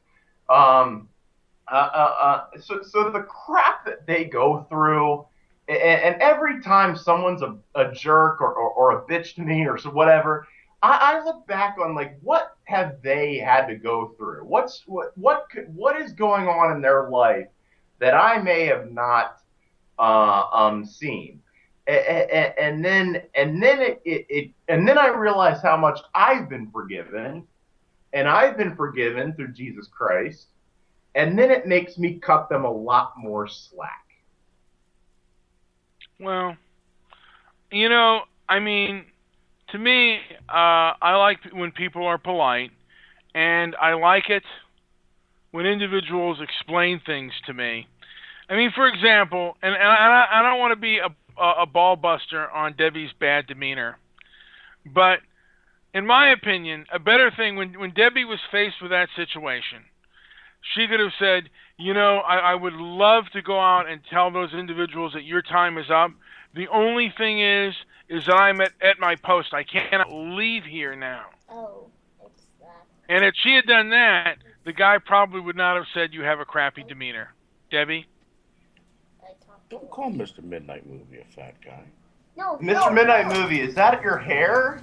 He's not a fat guy. No, I know. Is that your hair? Yes, or is that that is my hair. Who's that? Oh, that's awesome. That's your hair? That's great. Dude, That's not his hair. Very nice. It is my hair. I paid for it. Daddy, who's that? Yes. You didn't pay for it. You didn't buy it, Uncle Maury. You didn't buy my hair. Well, listen, if I ever need it, I'll be sure to hit you up. You better pay a pretty penny. No. Because if you want the herpes and lice that comes in my head, you can have it. No idea. Who's hotel guy? You want him? He's about $85 for the night. Who is it? Everybody know I'm in a hotel. What is it? Little Oh, lamp come in the on. background? That room screams Oh, okay, hotel. yeah. It's on your foot. He's my chicken. My wife kicked me out and divorced me. I mean, I got to stay somewhere for a while temporarily. Go to Thailand, have some fun, and then come back. Don't tell anybody Go what to you did. Brazil. Who's that guy? I don't know. Some guy in a hotel. He's in a hotel. He's going to play Grand Theft Auto pretty soon. Oh, yeah. The boy can't hear you. You're on a... You're on my headset. I can hear him. What the hell's he drinking? I can hear him. Chris, have you ever played Grand Theft Auto? He's just a hotel guy. Last one I played was Vice City, and it was in college, and that was in like 2004. How many prostitutes did you stomp in that? I shot them all. I was a different person. Okay. All I ever did in Grand Theft Auto was I never tried to win. I was just like, oh, you can like beat up, and I would go and I would shoot a bunch of people, and then I'd get like a whole bunch of those little cop car signs at the top, and then the police would be after me like crazy, and then it was over. And every time I would say, okay, this time I'm gonna actually play it to try to win, and then people would be walking around, and I'd be like, oh, I gotta fight this guy, and I'd beat I don't know. and I'd go and shoot a bunch of people, and then the cops would be after me, and then it would be over. I mean, this was over 10 years ago, all right? Or this was 10 years ago. So I mean, Another guy who looks younger than he is going to gloat about it. May I ask the question that needs to be asked? Hey, Jesus Christ. Okay, go ahead. May I ask? Hey, guys, if you're not talking, would you please stay on mute so it comes out to be halfway decent audio, please? May I ask the question? Yes. Bloviate. Will there be no Steve Rush tonight? I don't know. He Have is... you heard from him? Not a word.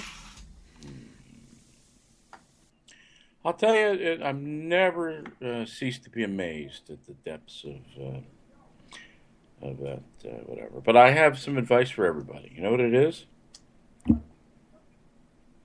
Don't talk to people while you're drunk. You have seen what? What did you say? I'm sorry. I've never seen I always think that I've sunk to a new depth when I'm watching these things, but apparently not. Right now, I have been threatened.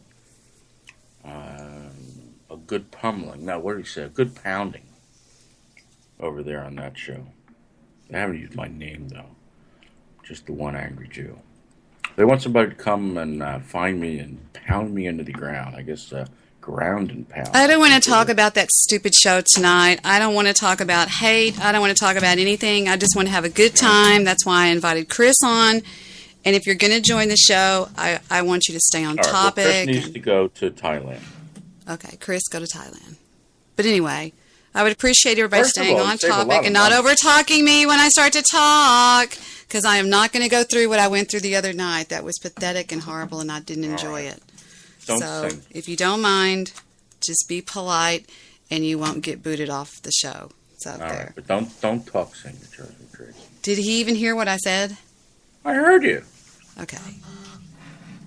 I'll be right back. Okay. So I didn't really pick a topic for tonight because I didn't really know which way Chris wanted to go, and I'm digging in my bag right now because I'm in my backpack because I can't find something, but I still can't find it. I was trying to put some makeup on so that I could turn my webcam on. So maybe I'll turn my webcam on now. I think I have on enough makeup, but I can't find anything. Debbie, you're beautiful without makeup. Victor says he likes me more without makeup he does than some girls look better without it. I'll agree. Your daughter's very beautiful, though. Well, she's more beautiful on the inside. She's got a heart of gold. Excuse me. That's all that matters, but she's also very beautiful on the outside.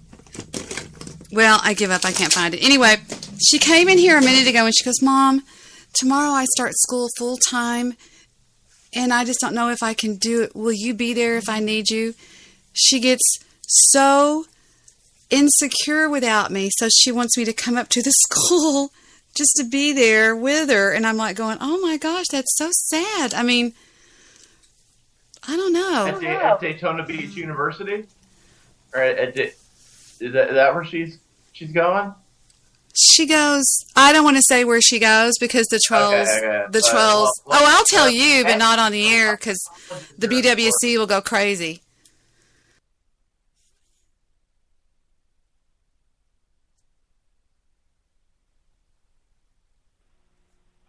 Hello? I'm not hearing anybody. Yeah, I wasn't either, so. Okay, this is the Chris Nelson Show. And I'm Chris Nelson. Hello, thanks for listening. And I'm here with my co-host, Mr. Midnight Movie. Hello. I hope Debbie doesn't get pissed off because. Oh no, this is my show. What are you talking about? Yeah. Okay. Today we're going to talk about coffee and American flag coffee. Well, no, not everybody can see this. What Hey, Mr. Midnight Movie, we might just be on Skype right now. We might not even be on the air. What are You you, a might be philosopher who drinks coffee? Are you all hepped up on coffee tonight? Yeah. So yeah, what? I drink coffee, okay? I mean, what is it? It's like 1 a.m. here in Florida. I mean, it's here's Scaredy Cat. You're in a Florida hotel? Jesus Christ, it's probably full of bed bugs. Oh, lift up the. Still, I love you. Oh, Buddha. Oh, Muhammad. Oh. What is that thing on your bed? That is Mr. Midnight Movie's introduction. There we go. Who's talking about the cat? Oh my God. Now, is that cat? No, wait. Do those? You're in Florida? What are you doing in Florida, man? I live here. Did you find that cat in the hotel? I'm in an apartment on Saturday. I have a job here. Miss Hot and Toddy. Here's little Mrs. Hot and Toddy. I got my car and I made it as far as Daytona Beach, and this is where I live now. Miss Hot and Toddy. Here's little Mrs. Hot and Toddy. How much does it cost you per night for that hotel room? You don't want to know. They're milking me dry here, but I'm out of here on Saturday. I can't afford it anymore. I know there are lots of roach motels around here that would cost me a lot less, but no, I'm moving out on Saturday, and You want me to tell you a little secret? I want to hear about this. This is boring stuff. You want me to tell you a little secret? Do you have a window unit over there on your air conditioner? No, it's an actual air conditioner. Oh, okay. Then it won't work. Never mind. I was going to show you what's on the filters. It will blow your mind. They never clean the air conditioner filters in hotels. Oh, well, I mean, this place actually isn't bad. Yeah, that's it. That's the air conditioning unit. Okay, right there on the very front, pop it open. There's a little thing where you can pull towards you. It'll never go back together, and they'll be alerted. No, it will. It's real that you simple. opened it. Even a child could do this. I can't see him anymore. Chris, where'd you go? There's Okay. a peanut in there. And you Eat it. pull out the filter and look at it, and it will astound you as what's in there. There's one that slides down Yeah. I mean, I'll What room number are you in? I'm going to send the hazmat. There's a peanut in there. Eat it. Now. Why? Air fresheners down in there. I'm going to send the hazmat team in a moment. Well, they have a nice television there. Got a TV that I never watched. I mean, got a kitchen. Got Oh, you're in an extended stay place. I'm in the extended stay. Yes. Now everybody knows where I am. Yeah. No. It's like an efficiency apartment. I don't care. Okay, ladies, my door right now. Come banging down my door. I'm in the extended stay USA in Daytona Beach. Come and bang down my door. Oh, I can hear them now. Oh, trust me, BWC trolls don't go anywhere. They just like to try to scare people. No, all the little whatever's on the internet. They never leave their mom's basement, and they never put on a full set of clothes. Okay, we all know that. They sit there in their mom's basement in their underwear, and they probably wear tighty whities too. And they take pot shots at Debi Daly. They take pot shots. Very at difficult to scratch your balls with tidy whities. I have some messages to read you. You're not Chad Jones in the chat room, are you, One Angry Jew? I'm not in the chat. Okay. It says, Debbie, it's from Chad Jones. I love you, Debbie. I'm black, and I love you. And who gives a fuck about freedom of speech? What's wrong? You don't love me back, Debbie? Let me see your webcam. Tommy Sotomayor is coming for you, Debbie. And Howard the Jew. Tyrone said to call in tonight. TRS for life, but I love you, Debbie. No beef with you, but you can call that blank blank Tyrone. Call him and ruin his show, Debbie. And then he left. Debbie, I want you, and I must have you, and I'm going to. And what would you do with me if you had me? Right now, Debbie, I'm going to take this knife and I'm going to cut myself open for you. Oh, Lord, don't do that. I must have you. Don't do that. Don't do that. Don't do that. Oh, no. We have a question from somebody that says, is the devil in charge of hell? No, God's in charge of everything. Look, people act they act like they act like there's good and evil are like some kind of equal. Okay, we all forget God created Lucifer. God created everything. God's the one that created Satan. And no, Satan is not in charge of hell. That's okay. 90 then people seconds. ask. I'll bet you he's got hooves and horns and carries a pitchfork around. I mean, come on. Okay. Well, let me follow that up with another question. People say if God's in charge of everything, then why does Mr. I'm in charge allow so much bad stuff to happen? This is a question that is asked all the time. This is the famous atheist question, and I really want to be sarcastic. 60 seconds. But I'm not going to be. I'm going to be straightforward, and I'm going to be serious. Because we look at love in a way that's different than our definition of love. I mean, it says in the Bible, God's ways are not our ways.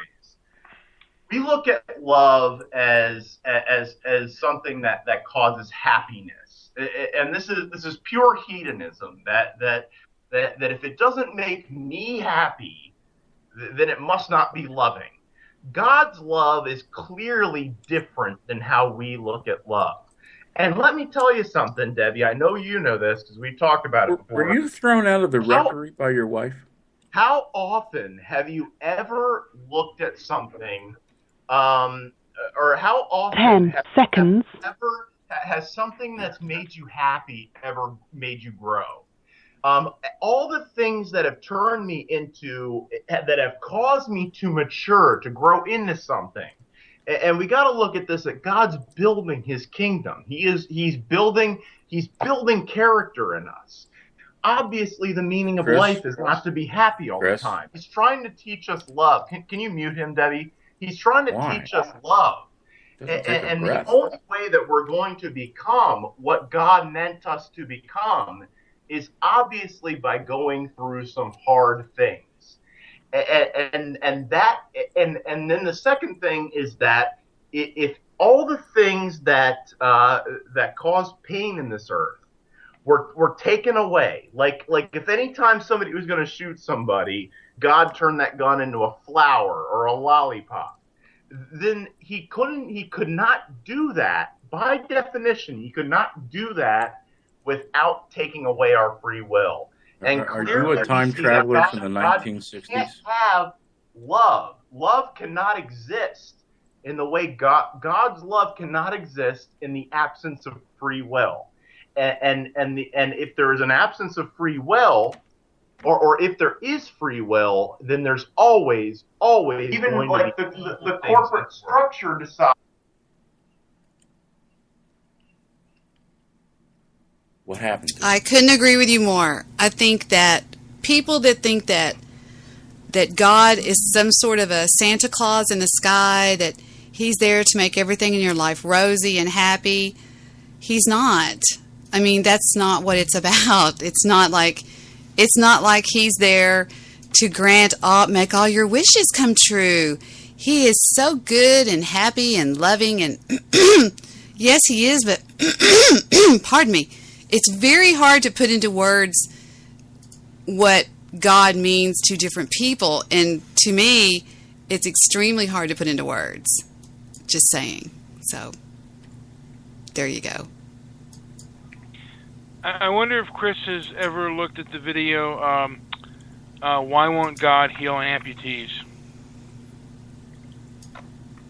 Because I think that basically says what we're talking about. I mean, God is not here as Santa Claus. A lot of people think that if God is so great, why doesn't he make the world a happy lollipop place to be? And that's not what it's about. That's not why he's here. But if God answers prayers, why won't he heal amputees? I don't know. You'll have to ask God. God always 100% all the time answers prayers. He just doesn't always answer them yes. Could you play that link that I just gave you in the chat? What is it?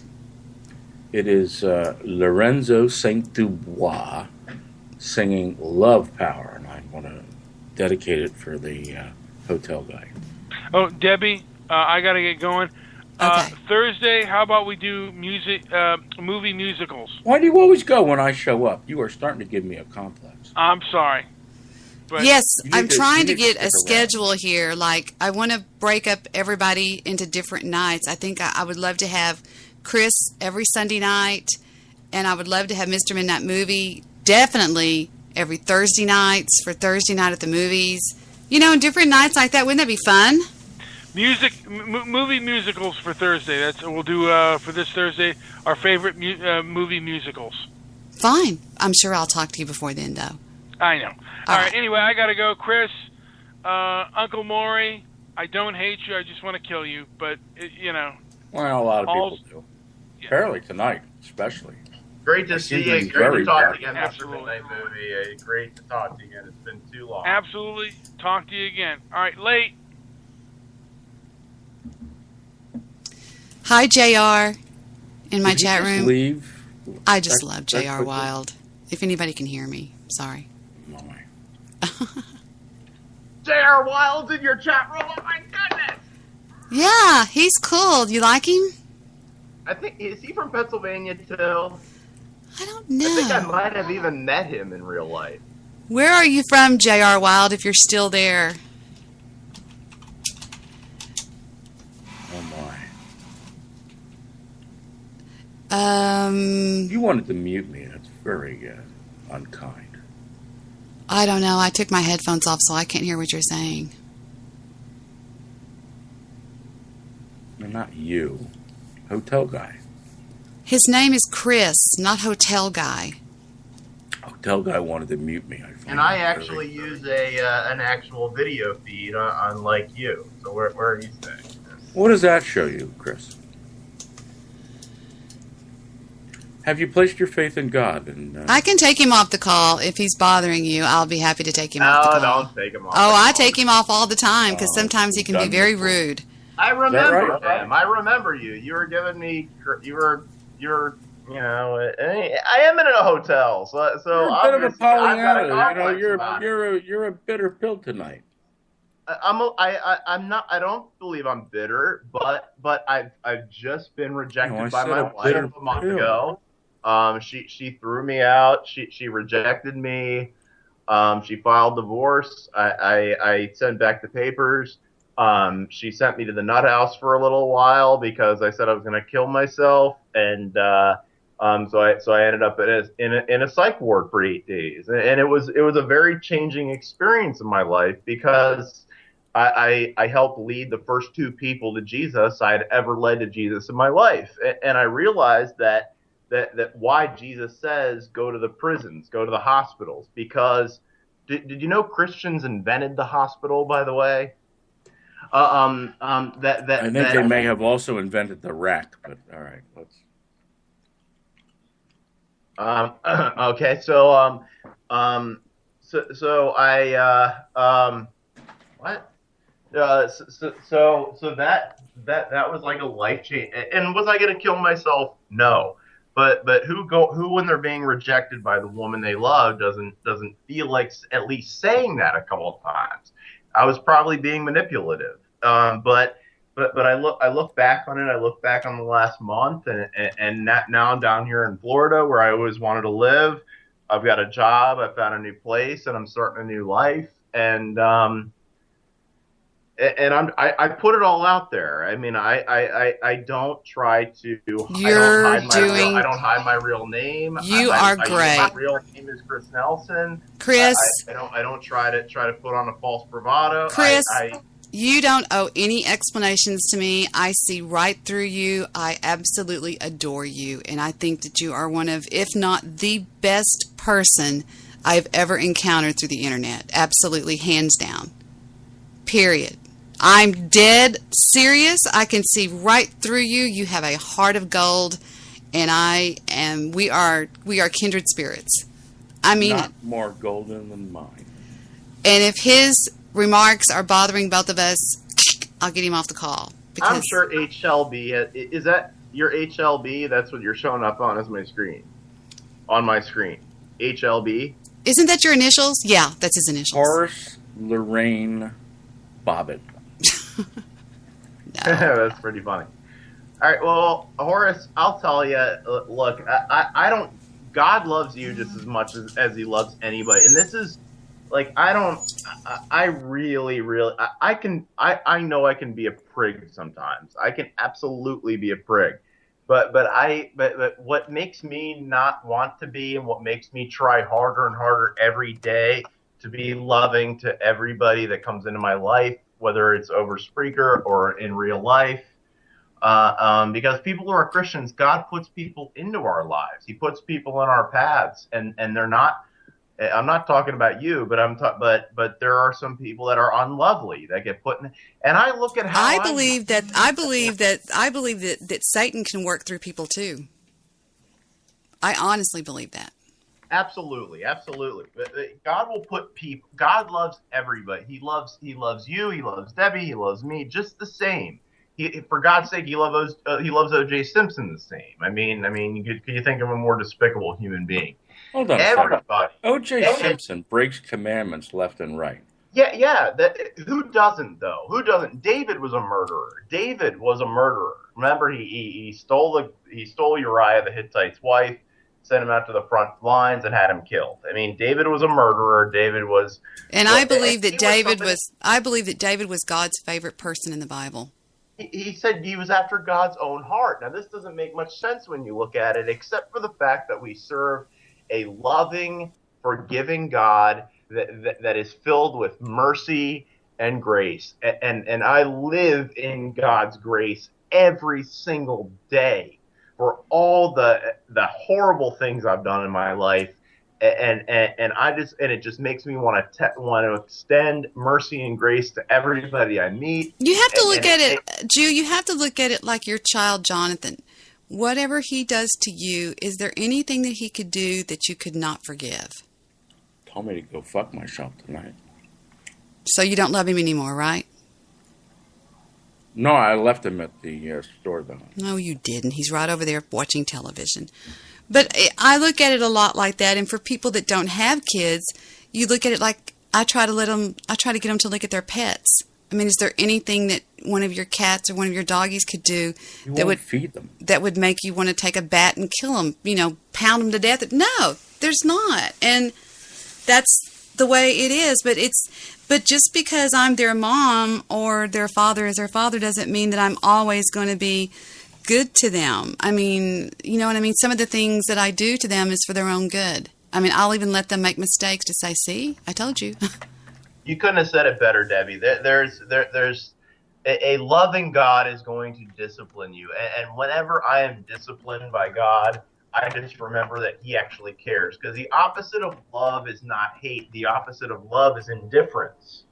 And I'm glad that God disciplines those He loves, because if He didn't love me, then He wouldn't give a crap, and I would just give me an example of God disciplining somebody. Give me an example of that. My divorce.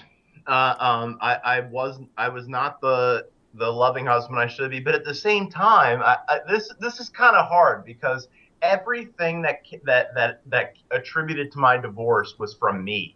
God did not cause my divorce. God doesn't need to cause us to be disciplined. Really, I thought you were think, separated, Debbie, not divorced. We're divorced. I think, Debbie, that the do you listen to my show, HLB? Yeah, the thing, I think that when God disciplines us, he stands back and lets us lets our free will and our stupid decisions cause us a bite every now and then. I think that's God disciplining us. I don't think God ever puts an obstacle in our way. I don't think God ever, there's a story about the guy that and I know, Debbie, you listen to my show, but for those who don't, there's a guy who his wife walked out on him. His son got arrested for drugs, and he lost his job, and he crashed his car all on the same day. And he got out of his car, he got down on his knees, he looked up to the sky and said, "Why me, God? Why me?" and a loud booming voice came from the sky and said, "Because some people just tick me off." Why isn't anybody laughing? Anyway, I think that's a very moving message. So glad that's why. That's not the kind of God we serve. God is cheering us on. God does not exact vengeance like human beings do on people. God is patient and tolerant with us, and He's cheering us on even when we fall down. And when we're disciplined, it's when God removes His hand from us a little bit and lets us live through the consequences of what we do on our own. I always tell people, the Jew dropped off the call. I always tell people it has to be all about him or he's not interested. But anyway, I always tell people that I think it's interesting, Chris. I mean, if I weren't Debbie and Chris, I would love to listen to Debbie and Chris Nelson talk. I mean, what a pair we make, right? We both are just messes, but we keep trudging on through life, on and on and on. But anyway, I tell people all the time, God, I forgot my point. What was I going to say? I tell people that it's funny, whenever I try to take control of situations, I imagine God sitting up in heaven looking down and going, "Oh, you got this? Okay, well, let's just sit back and see what she does." Okay. And the last thing we do after we've tried everything is we pray, you know? And God's like, "Oh, okay, now you come to me. You've got it all messed up, don't you? You've got yourself in a pickle. And now who do you call? Okay, fine." And then if you think about it, if we just would have done that in the beginning and gone to Him in the beginning, I mean, you have to stay in constant conversation with this guy. Constant. At a red light. You know, do I go? Do I turn right? I mean, and it's those wonderful, smart people. Thank you, one man. I'll look that up. He says to look up 2 Peter chapter 2. I can't see that far away. But, you know, if we are some of those intelligent people that stay in constant conversation with Him, our lives would probably go much easier, you know. And if we were to constantly be asking Him, "Am I doing the right thing? Show me the right thing. Am I doing the right thing? Show me the right thing." Or if we would wear those bracelets that say, "What would Jesus do?" You know, I'm dead serious. And I'm guilty of it. And I remember there's been a time in my life when I did that. I was staying in constant communication with Him. Like we had walkie-talkies, you know, almost. And I was constantly talking to Him about what to do, you know, what do you think? And I think that's where they get the phrase, have your own relationship. What do you think about that concept, Chris? You're absolutely right. And people expect God to, I just took a big bite of chocolate, but people expect God to talk back to them with a booming voice. He doesn't need that. I mean, look at the technology we've got today. You can beam radio signals around. You can beam television signals around. God created us. When God puts a thought into your head, that's called inspiration. And if you look at Webster's original dictionary and you look up inspiration, it's got the word Holy Spirit in there. That inspiration is something, God will beam things right in your head. I mean, if we as measly little humans can beam things in from a metal tower into a television, certainly God can beam, doesn't need to talk in a loud, booming, audible voice from the clouds. He can beam things into our head. And when it comes from the devil, it's called temptation. And you said something else that was dead on right, but pretty much everything you just said was was dead on right. Let me see. I said that if we stayed in constant conversation with Him, that's called having a close relation. Go ahead. Oh yeah. With prayer, it's funny that most of the time with people, it's like when all else is exhausted, when we've tried everything else, it's like, well, I guess all we can do is pray. All we can do is pray. That's so perfect. First thing that needs to be done every single time. What about people that think that prayer has got to be this let's see, it's 2 Peter 2:9. Let me see what we got here. 2 Peter 2:9. I'll look that up on Bible Gateway. That's my favorite thing. 2 Peter 2:9.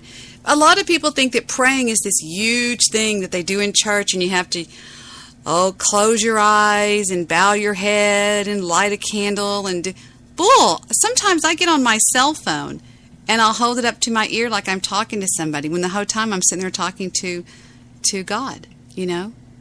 Oh, I mean, imagine if you're one of your kids or came up to you and, "Oh, thou heavenly mother, wouldst thou givest thy a stipend so thou could go and see thy movie?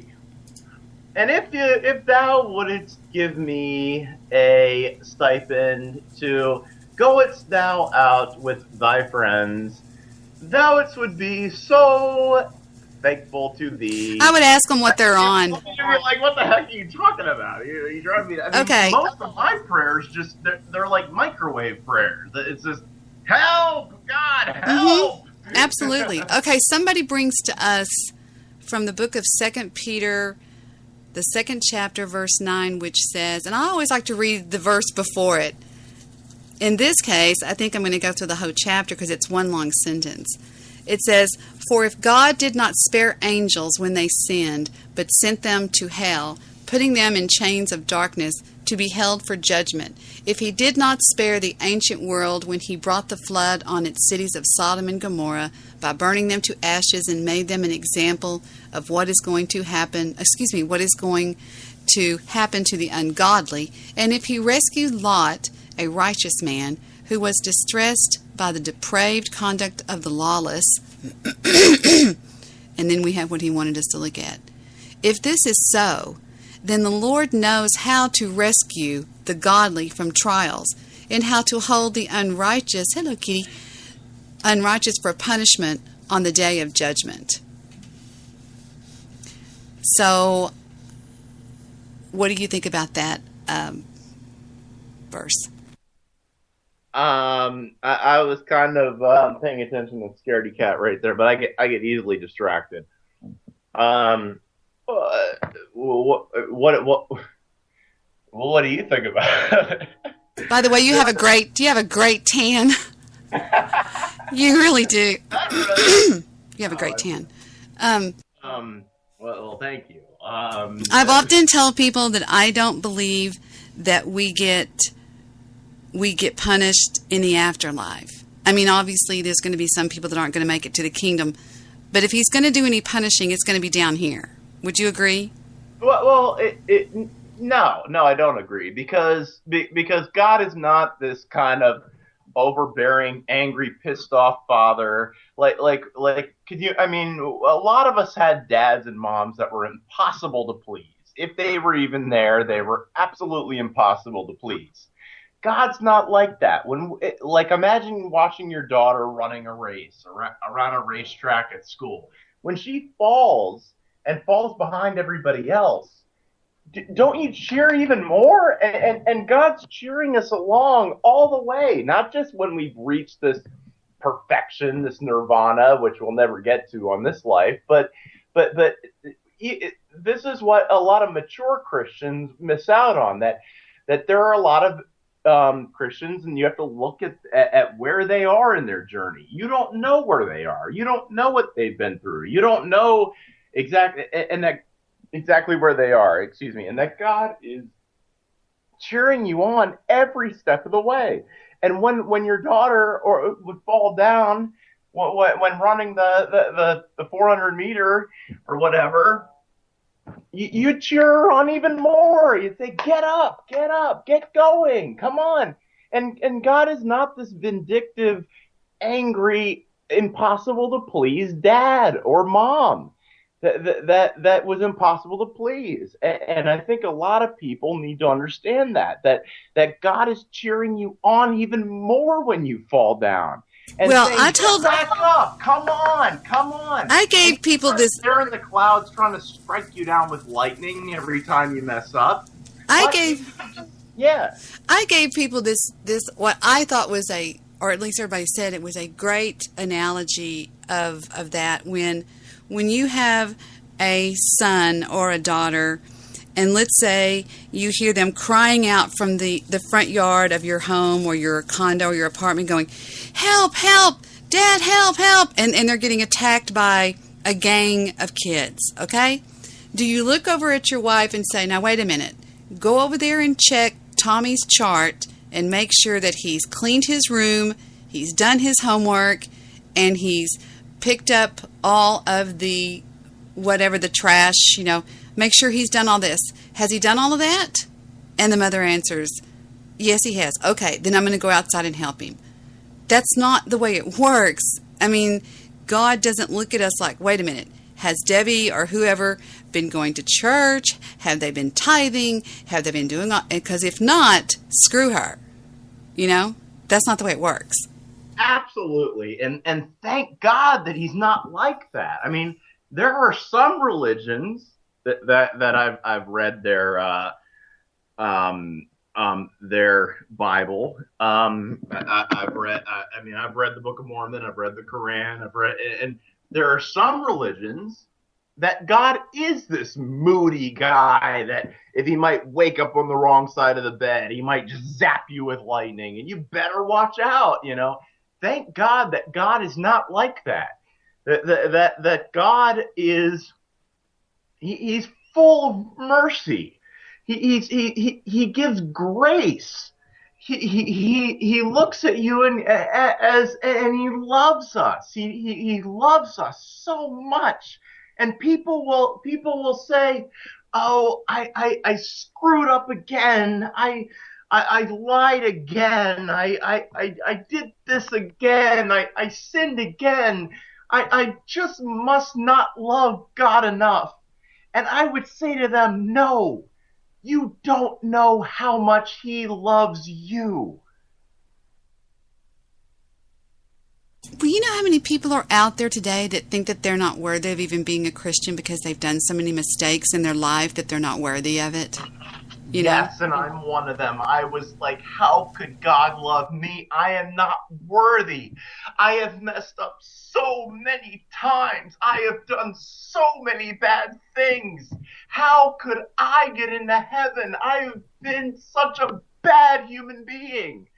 And God loved me enough, He loved you enough, to give up his son, to come down and die the most brutal death, even if you were the only person on the planet, no matter what you've done. And that cancels it out. And that gives you a fresh start, that you don't have to feel that guilt anymore. You don't have any guilt anymore. Well, you know what I've told people many, many times, Chris? The way I look at it is this. It's like, can you imagine, as a parent, what would be or even as, like I said, for those without children, a pet owner, what would be the most horrible thing that you could do to a child? Imagine. Could you take little scaredy cat out there while it's alive and take her little paws and nail her to a piece of wood and her little tiny feet in the other part and just watch her hang there and die? Could you do that? Wouldn't that be the most... I could never do that. I couldn't, and that is such a good analogy, Debbie. That's such a good analogy. So yeah, and so God, I always imagine God looking over at the angels going, I've got to make a big splash. What do you mean? Well, I'm just not getting my point across. The Moses thing, it just didn't work. I really need something really big. And the angel goes, well, let's think. You've got your new son down there. Yeah, I know. Okay, I got an idea. And just comes up with this unbelievable idea to make his point. And I think it was, you know what I mean? I know exactly what you mean, Debbie. And I want to say to anybody out there that's being held back by guilt that's being held back by these things in their life that are not capable of being forgiven by anybody here on earth, that you can actually free yourself from that. You can free yourself from that. I want to talk to people that built up something in their life and they put all their faith in something and it let them down. That they feel rejected. That a disease came on them. That they're wondering why. I've done everything exactly right in this life. I put all my faith into this thing and it let me down. Or this person and they let me down. That there is something. There is someone that does not change, that hasn't changed, and that is incapable of letting you down. A real person, and that is Jesus Christ. And all you have to do is accept him into your life, and your sins will be forgiven. You'll have a reason for living, and you'll have a home in heaven. Now that almost makes a rhyme. A reason for living, sins forgiven, and a home in heaven. No, you're right. And I just feel bad for people. You know, there have been 2 times in my life, Chris, when I have sat down and wanted to look up and say, there is no God. There can't be a God. When things are going so bad, how does somebody like you, Chris Nelson, who over the past 2 months, 3 months, has every right in the world to throw up your hands and say, screw you, I'm out of here. I mean, where do you find it? What? I'm serious. I don't know if I could have kept up my faith. Matthew 7:7, thank you. I really don't. And I want to know, where does that come from? Well, it's not about me. That one statement keeps me going every day and grows my faith in God every day. It's not about me. And through what I've been through, even though it's not even close to what a lot of people have been through, I realize that there is that God's work, his ways are not our ways. And we tend to have a very narrow view.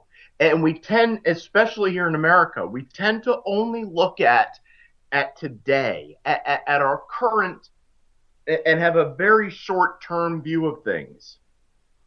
And we look at things from our own perspective, when instead we should be looking at things from God's perspective. And when I look at things from God's perspective, like Rick Warren, for instance, his son committed suicide. He could have given the middle finger to God and said, forget it. But he came on and he said, you know, I went through this. My son is dead. He committed suicide. But I've been on the cover of People magazine. I've been all over the place, and millions of people have heard about Jesus because of what happened to my son. And St. Paul, the Apostle Paul, said the same thing when he wrote the happiest book in the Bible, the book of Philippians. He was sitting in a Roman prison, in a dark, dank Roman prison, chained to a member of the Praetorian Guard 24 hours a day, and was able to write the most happy book in the Bible to the church that he started in Philippi. And when he went to Philippi, he was beaten, he was locked up, he was rejected by these same people that he wrote this love letter to, which now we know as the book of Philippians. That is one book I've never studied. Now, I know he wrote Corinthians, which is one of my favorite books in the Bible. I love Paul. I can't say enough about Paul. Paul was a very, very bad guy. I mean, if you think you're a bad guy, not you, Chris, people out there listening, you think you're a bad guy and you have no redeeming qualities as far as religion goes or Christianity goes or whatever you want to call it goes, let me tell you something about Paul. Paul was a bad guy. Paul killed Christians. After Jesus Christ was crucified and gone and the ascension and everything was over with, he went to the so-called governor. You know, you'll say, like, there's a mayor and a governor. He went to Herod, he went to Pilate, and he said, I can flush this scum out for you. He said, they made it a law that if anybody was caught worshiping, quote unquote, this Jesus Christ character, this mullet that they had killed, that they would be in trouble, they would be in fear of going to prison or getting in trouble. And Paul said, I'll do you one better than that. I'll become like the bounty hunter and go out and look for them. And he killed them and beat them and everything, and then became an apostle. He went on to be something really great. Right, Chris? Yes, and actually, Paul was a people person. He was like me and you, Debbie. He couldn't stand to be like, imagine us being locked up in solitary confinement, chained to somebody 24 hours a day, where we couldn't, had to go to the bathroom with them chained to us. This was when Paul was taken to Rome as a royal prisoner of Nero. And we know Nero. He was he was the one that crucified Peter upside down, that beheaded Paul, that killed thousands of Christians. That burned down half of Rome. He was a psychopath. And he actually, while he was chained to this Praetorian Guard, he led many of Nero, who was Caesar at the time. He led many of his house to Jesus.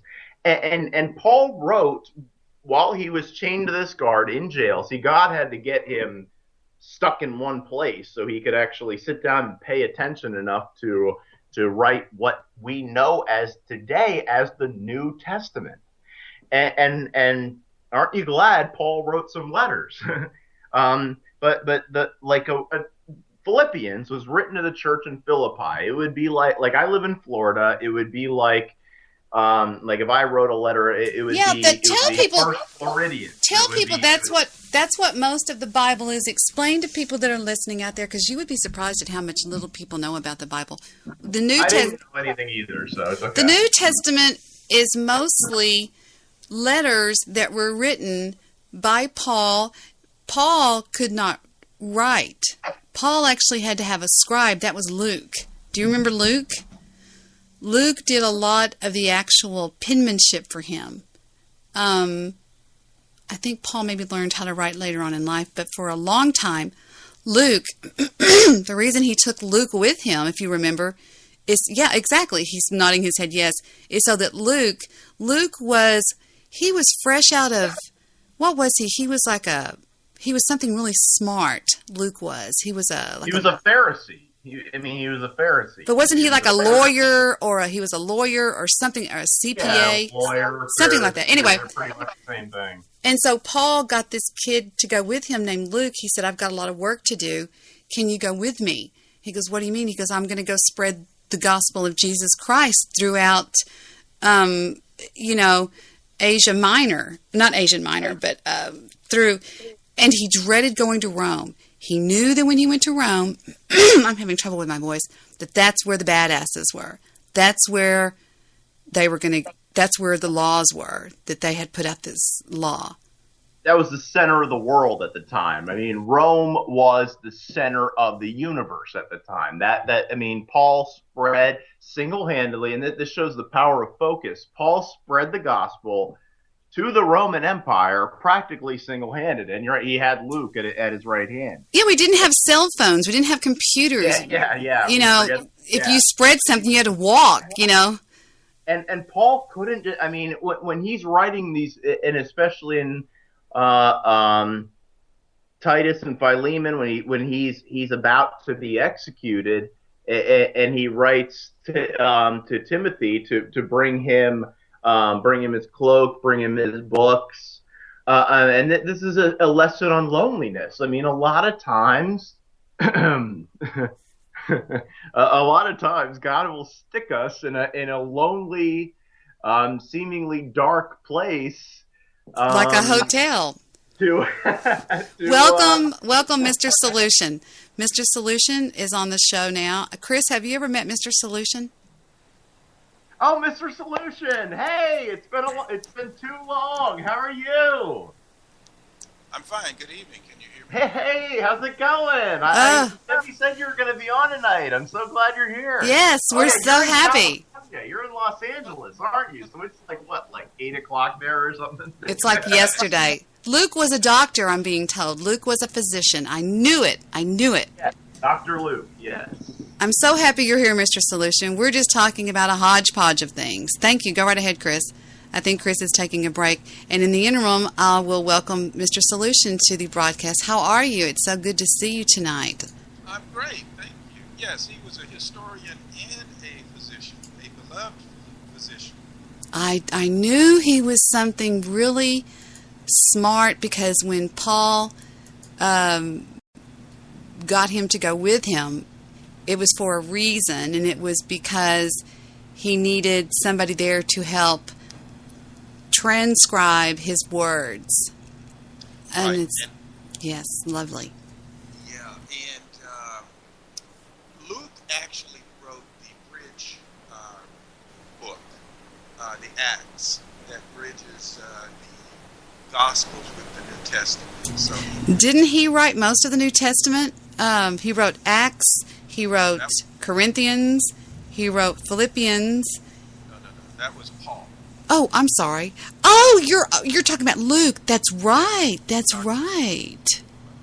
And he did some of the best work in terms of defining history, and also he was a great maritimer. He knew a tremendous amount about sailing. So he was a fantastic gentleman, Dr. Luke. He wrote the Gospel of Luke, and he wrote Acts. Correct. I've heard people talk about how wonderful the book of Acts is, and I've never studied the book of Acts. I'm not familiar with its content, per se. Yeah, well, that defines the origination of the church itself. Really? You have the coming of the Holy Spirit in Acts. I believe that's Acts chapter 2. It's been a while since I've read it, but it's a fantastic book, as I said, and it connects actually the New Testament really doesn't start until the book of Acts, because all of that Matthew, Mark, and even Luke itself, that's Old Testament. Isn't it just the repeat of the story of Christ? Well, the gospel, it's called the Gospel according to... Oh, yes, right. That's analogous to Deuteronomy in the Old Testament, somewhat, but it really defines what happened in the life of Christ. Right. He is laying it out for, I think, Theophilus, some noble, and his historical capability really comes into play because he's saying that he searched the issues thoroughly, and he's doing a report, which is a very good report, by the way. It's very elaborate. What an excellent way to break down the Bible, because if you think about it, the book of Numbers, the book of Psalms, the book of Proverbs, there's so many books in there that are just, I don't want to say off topic, but I mean, it would be an interesting endeavor to sit down and think of which books of the Bible are actually telling something that we don't already know, so to speak, or something. You know what I mean? That's an interesting way to look at it. Well, it's already broken down into the law, the prophets, and the Psalms. So those were the three divisions of the Old Testament scriptures. So they are already broken down. But I would say everything is very necessary, even some of what we would call redundancy. It's very, very crucial because it would often give a different perspective to enlarge or to provide greater illumination. So I would never say there's truly redundancy in the scriptures. In fact, the scriptures are a marvel of what we call compression or succinctness. It does give you the Reader's Digest version, and I mean... but why is some of it called the scripture?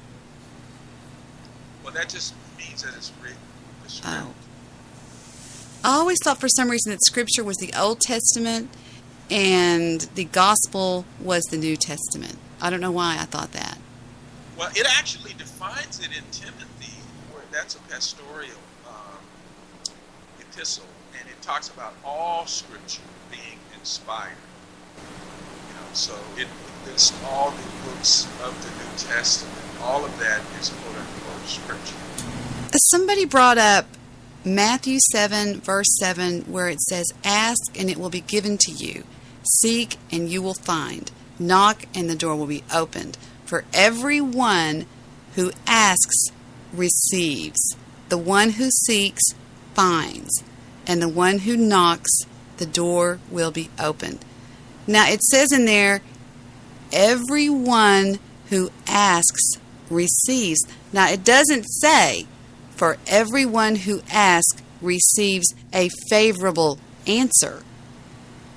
Well, actually, had you finished? Oh, yeah. Okay, what you're talking about, first and foremost, the scripture in context is always talking about salvation, man's vertical relationship with God. So it's talking about salvation. Now, obviously the scriptures have multiple meanings. There's a practical application. And by the way, when you just quoted that scripture, I use that all the time. And that's what I do, knock, ask, and seek. I can be standing outside your door, or anyone for that matter. It can be storming and in freezing weather, which we know nothing of in SoCal, but nevertheless, follow my point. And I can stand there outside of your door, which on the other side is everything I need to survive. I can get warmth, food, care and concern. But if I don't knock, you don't know that I'm out there. And so what happens many times is you will run into a person that is so prideful, they won't ask, they won't knock. And there's a certain amount of laziness wrapped up in that too. But just dealing with the thing of the issue of not asking, I mean, that is it makes me think that God is sitting up in heaven, Chris, going, look at all the things that these people are missing out of their life that I could have blessed them with, but they won't ask me to help them. I mean, do you feel? Yeah, and then I hear people go, well, if God's so great, why doesn't he just give us everything that he thinks we need since he can read our minds? It doesn't. Because you are a sentient being, and with that sentiency, which is awareness, consciousness, you and I, we have an obligation to ask, the holder, the bearer of all things. All we have to do is ask, and that closes this gap. Then again, I think about a child. Let's say my daughter's up in her room just agonizing over this homework that I could go up there and just do in the flick of a... But she doesn't ask me. She just assumes that I'm going to go up there and say, hey, would you like me to help you with your homework? Of course not. If she doesn't ask me, I mean, right? Am I thinking right, Chris? You're right on, Debbie. I mean, and Mr. Solution, you're right on. And that's right in the Bible, that you don't have because you don't ask. And I can preach this all day long. Can you hear me all right? Yeah, you sound great. Okay, I this little mouse pad here made me drop the call for a second, so I'm using my wireless mouse. But anyway, but look, like I remember, I mean, I was in sales for 8 years, And I'll tell you, I never made a sale when I didn't ask for it. And you'll never get a date with a girl if you don't ask her for one. And that's the one that's a little harder for me, because I've got a lot of pride when it comes to that. I know, because so many times I've asked a girl out and then she's made me like feel like an idiot, because she'll like go, oh no, my boyfriend's over there, or like this or that. And it just makes me so just sort of frustrated. But really, I mean, I'm not just airing out my frustrations. That's a legitimate point. That God says God's just waiting for you. Mr. Solution's dead on right. He's just waiting for you to ask him. And the second you stop being blessed is the second you close your mouth.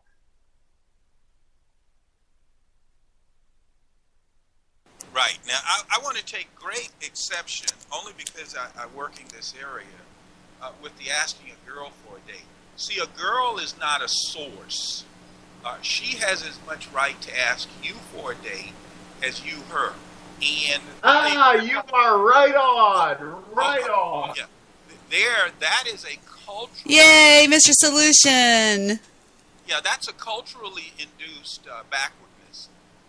But see, when we're talking about God, who is the ultimate source, and who is worthy, and who is not playing a game, that's a totally different situation. Doesn't it make you feel sorry, Mr. Solution, for the non-Christians who ignore the power that they have at their fingertips with this immaculate creator that's up there wanting to be a part of their life and be a part of their salvation and be a part of how great their life could be, and they just struggle and plug along and fall, and they're miserable, and they're full of bile and hatred and all kinds of stuff, and they're lost souls. I mean, it's so sad when all they have to do is just go, hi. I mean... Well, when that's the case, Debbie, but if you don't mind, let me unravel that, because I think we need to inspect that a little bit closer. There are many Christians who have miserable lives because they're only saved. They're not informed.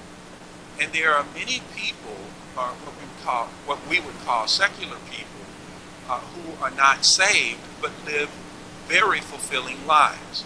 And that's because they practice the principles that God has instituted. Remember, it said that my rain and sunshine is upon the just and the unjust.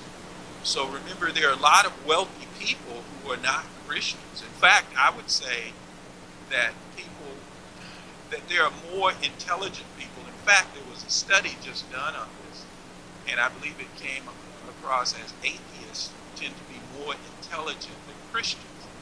And that's only because Christians often take it... Not true, Mr. Solution. Well, wait a minute, let me just finish the point, because the study is out there. And see, I talk to a lot of Christians and atheists. Most Christians do not know the Bible. There's no doubt about that. Most Christians are as dumb as a board.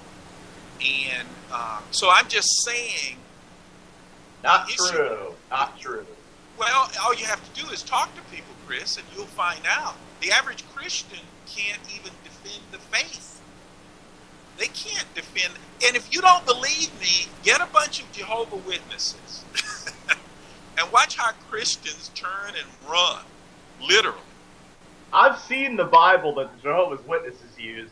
That's the new international perversion translation. Yeah, but think about it, Chris. He may have a point. Now think about it for a second. These people that think that just because they go to church every Sunday and they dress up and they go there every Sunday, that's all they have to do.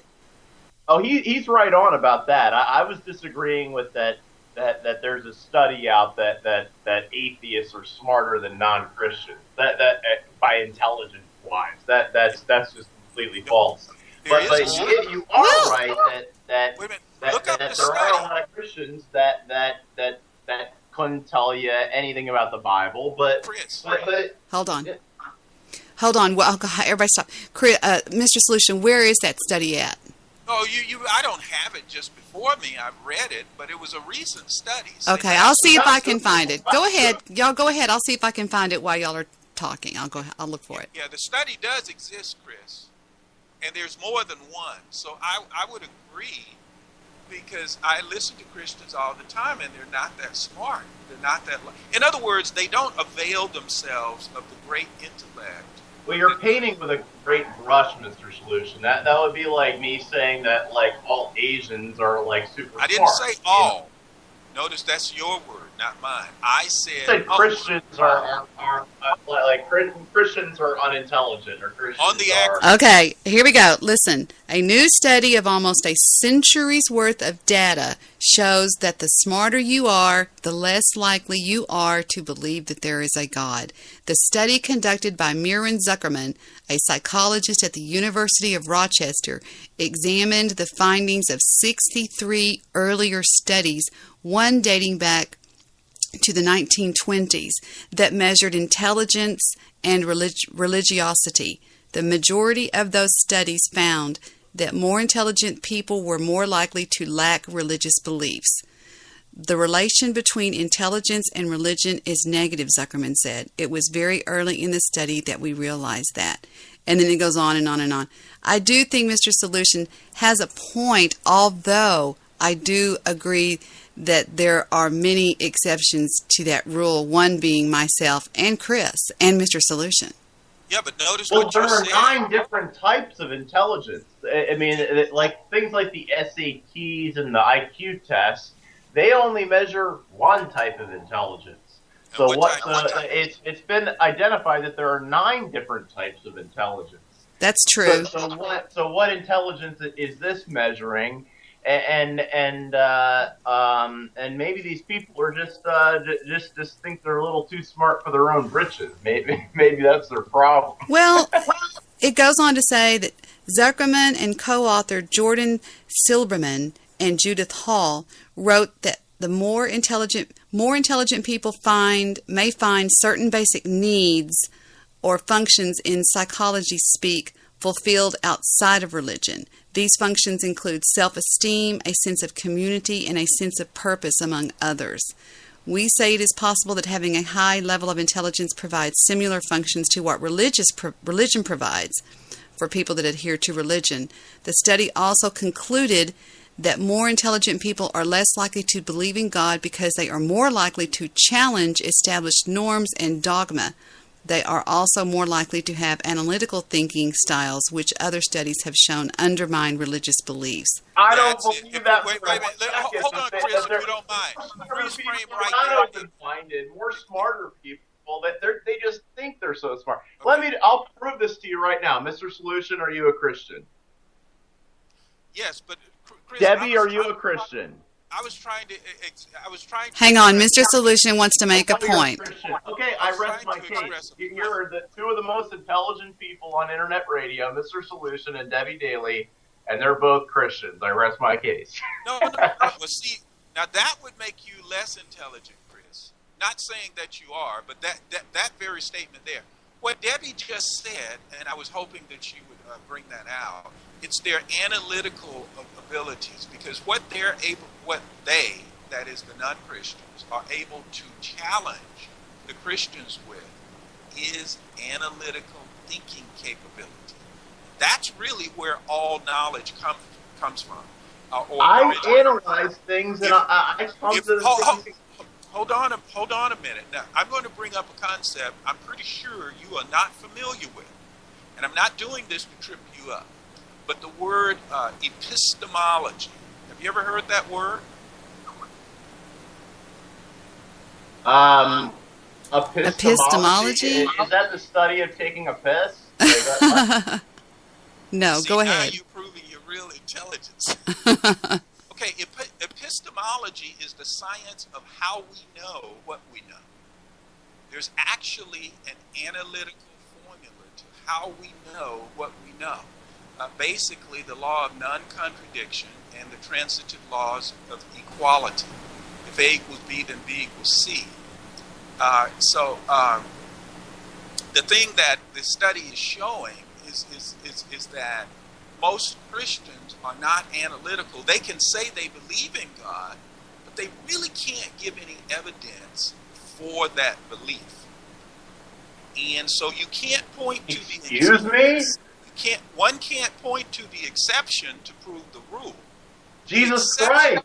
Jesus. The exception proves the rule. So you pointing to Debbie and I does not prove your point. It actually negates your point. Okay, I'll point to Jesus. Explain Jesus. There are all sorts of other religions that have all sorts of other crazy beliefs.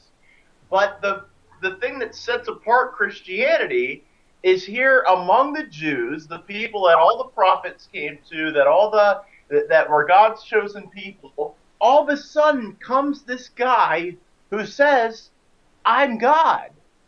And he walks on the earth, and most people will agree he wasn't a crank, he wasn't a psychotic, and he rose from the dead. I mean, explain that. That's what sets Christianity apart from every other religion. I point to Jesus.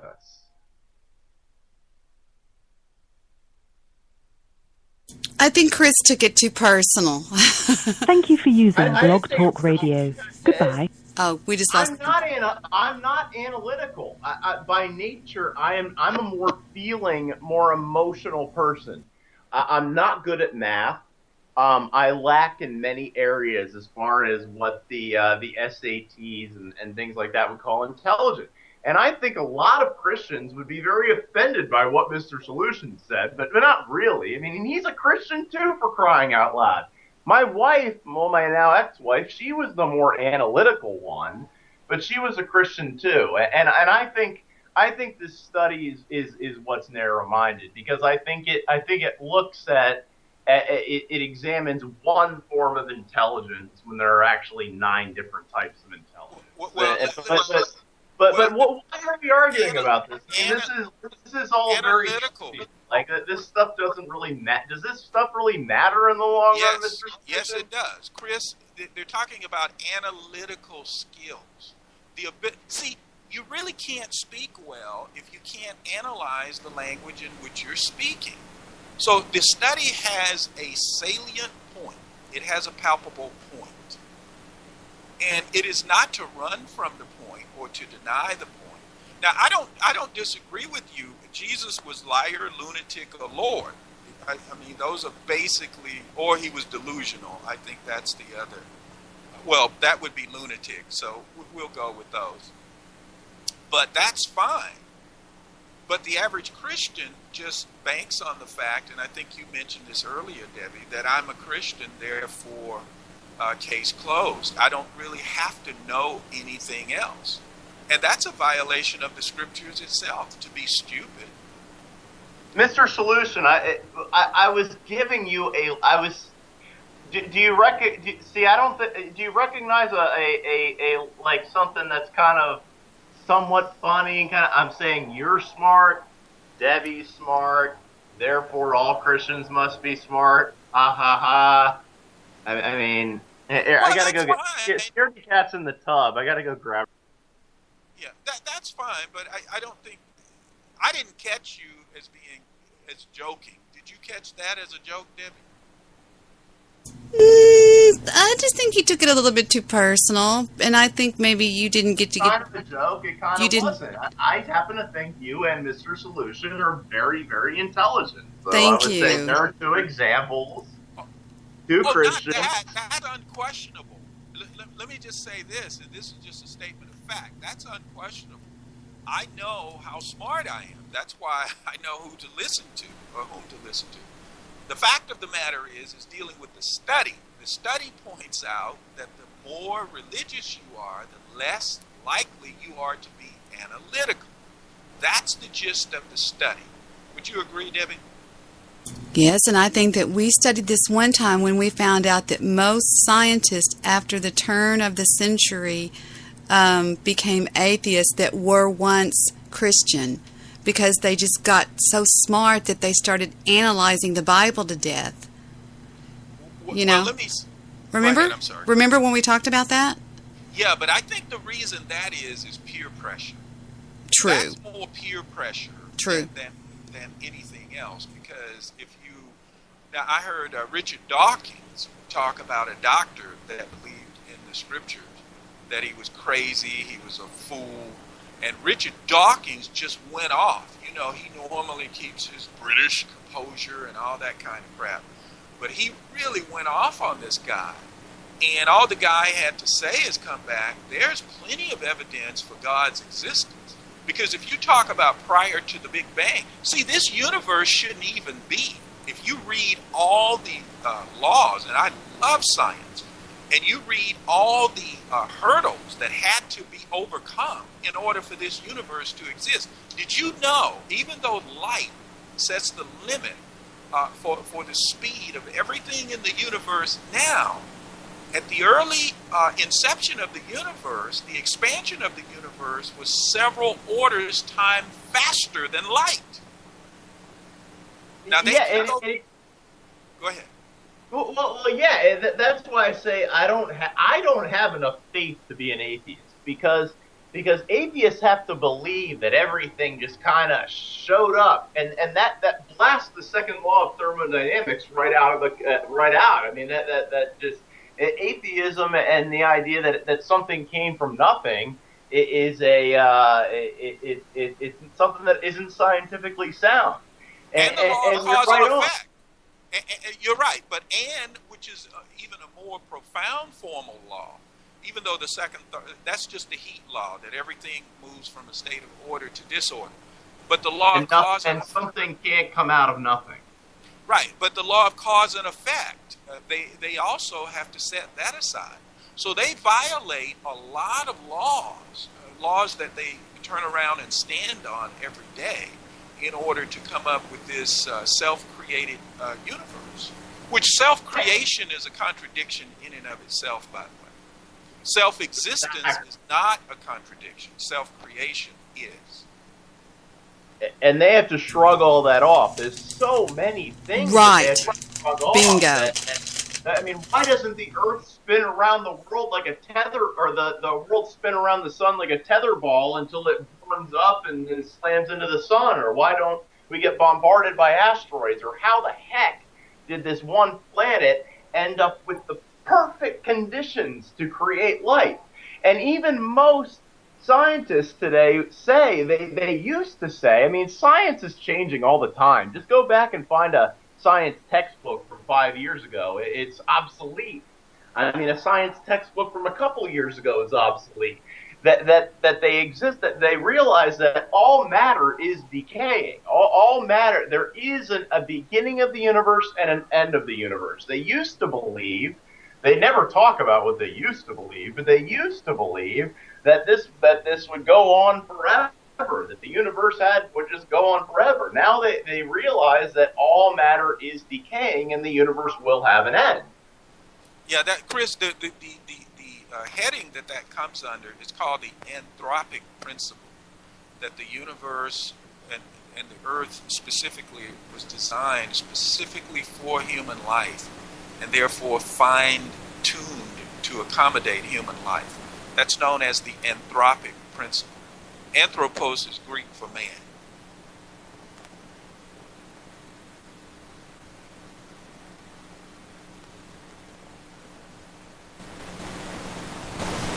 I've never heard such silence. I gotta say, where's our sexy host? I'm right here. I'm listening. I love learning. Debbie, so your daughter's single? No, I'm not even gonna get my hopes up. Is there? Yes, and she's very open to any suggestions. She's very single. She thought you were cute. I've never seen her do that before. I have never seen her say, "Turn the webcam on so he can see me." Wow. Did she even see me before that, though? Did she even hear me before? Oh, okay. All right. Your daughter is she's very, very well. Even beyond physical attractiveness, Heather is beyond a heart of gold. I mean, she's like me. She can't even kill a bug. She just gets in this theatrical rage if somebody steps on a bug. She's like, "You killed it!" She's just like me. It's horrible. I mean, you heard what she said. "Mommy, I have to go full time tomorrow, and I don't know if I can do that without you." I mean, she's just so sweet. Oh, it's ridiculous. And here comes Victor. Hello, Victor. Honey, when are you ever going to go away so that I can date other people like Chris? So if I'm your girlfriend, too. He says if you find him a girlfriend, he will. Floridian. A Floridian. Look how red Chris's face is, Mr. Solution. Can you see his face? I love listening to Mr. Solution teach. I mean, I have learned since he picked up the phone, it's ridiculous what I've learned. Isn't he correct? He's on our side. Yes, I'm here. Very intelligent. It takes me a moment to get plugged back in when I do anything. Hey, by the way, I just had to sign in for Skype. They made me sign in again. Skype has issues. Oh, yeah. Well, how would you be... Wait a minute, Vic. How would you be on Skype if you weren't logged into your name? I don't understand. What do you mean? Well, no, what it said, normally all I do is double-click Skype, and it comes up, it opens up, I click on your profile. Mm-hmm. But that's not what happened this time. This time, it asked me for a password. So anyway, I was able to circumvent that, or to satisfy that, rather. But I'm just saying, Skype it can have issues. So anyway, I'm here, but it just takes a moment once I mute myself to come back on. And yes, I could see Chris at one point, but I think he's come back into. Well, he went out of view. Yeah, my video feed goes in and out. I've noticed. Yeah. Debi said that. Yes. But now I'm so glad to be talking to you again, Mr. Solution. It's been months. When was the last time we've been on the show together? It was like December or something. Yeah, well, you should come on more often. Don't you have your own show? I do have my own show. Where's your show? I mean, Imagination. Okay, I'll give myself a shameless plug. That's okay with Debbie. Imagination live on Spreaker on Tuesdays through Saturdays, 10 p.m. And I would rather listen to him talk than most people. Him and J.R. Wild. I love I just love listening to Chris just mumble and talk about anything that comes into that little head of his. Oh yeah, it's also on iTunes. You can find me on iTunes. And that's why I love having Mr. Solution on the show, because people love listening to Mr. Solution. Well, thank you. What time? He didn't give the zone. What I time do. are you on? 10 p.m. What zone? Oh, 10 p.m. Eastern Daylight Time. So that would be like I'm in Florida, so that'd be Eastern Day. So over where you are, it would be like 7? Okay. And where Debbie is 9. Well, I will look for you. But the most awesome. I mean, you can download all the old episodes on iTunes, on Stitcher, or TuneIn. And then, or you can listen live on Spreaker. My show's not like Debbie's; it's only like a half an hour, so most people listen after the fact. But you can listen live on Spreaker at 10 Eastern. Yeah, but people tell me that my show, and somebody proved this. Jewish producer said my show is the kind of show that you turn on in the background when you're doing housework or you're doing something for the long haul. He said it's, look at Kitty. Stop doing that. Look at him upside down. He holds the kitty. True. I agree with that. He holds Kitty upside down in front of the camera. Stop it, Chris. She likes it. Okay, now your daughter's going to hate me. No. Don't you love Daddy, Scaredy Cat? Oh, yeah, she does love Daddy. Yes, she's so cute. Anyway, but people tell me that mine is a long show, like listening to something like Howard Stern or somebody. I mean, I'm not that great, but it's something that you turn on and you keep on for the long haul. It's not a quickie, you know? Right. Yeah, that's true. I would agree with that. But getting back to that analytical skill, I think the average Christian, other than getting upset, and that usually is indicative of not having... You're wrong! You're wrong! Chris, stop it. Chris, stop it. Don't interrupt him. I want to hear what he has to say. Go ahead, Mr. Solution. Thank you. That's indicative of not possessing content, because anger is nothing more. You see how an octopus sprays the ink in order to get away. I know that many times that is a person. Isn't that no? That's a squid. That's a squid, Mr. Solution. An octopus Doesn't a squid squirt think, right? Wait a minute. Hold on, Chris. Octopus squirting Chris, too? Octopi.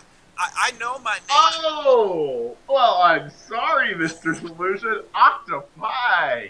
Okay, I thought squids squirted ink, not octopi. Chris likes to prank. I see that, and I just have to pick up on that. But no, that's the thing is when one runs out of content, they get upset because that is it's a way of diverting.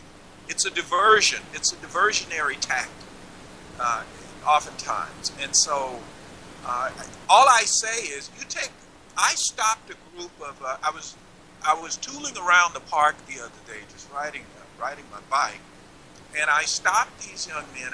They were Mormons, and we had a great conversation, pretty much about the person of Christ. I think that's where it's most important to discuss the issues.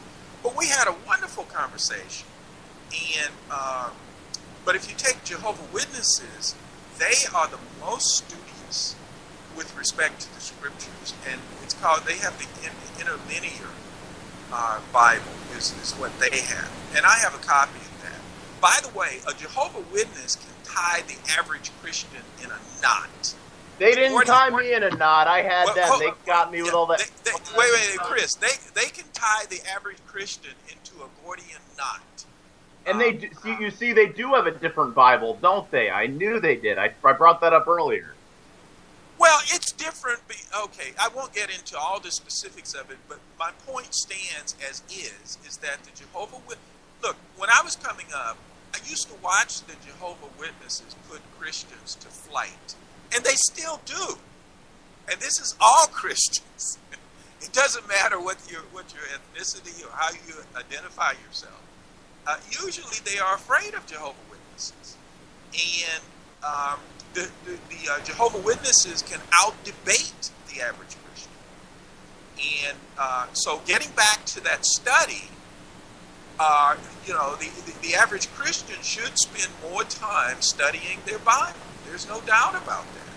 So that they can present an intelligent defense for what they believe, other than I believe it.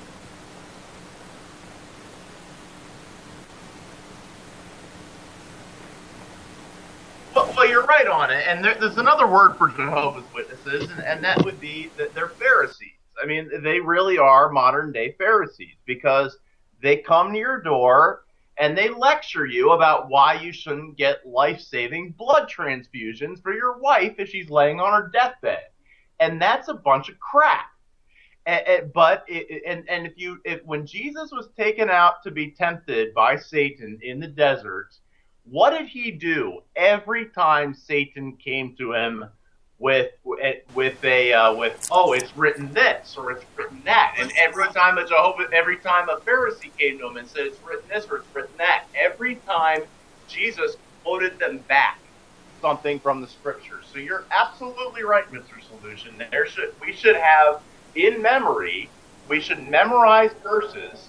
So when the Jehovah's Witnesses come with their legalistic crap, or when other various Pharisees come at you, and there are a lot of atheists who are Pharisees as well, come at you with their crap and their legalism, and they're all, well, don't you you're wearing clothes that have different color threads, or you're having sex with a woman who's unclean, or whatever crap they come up with.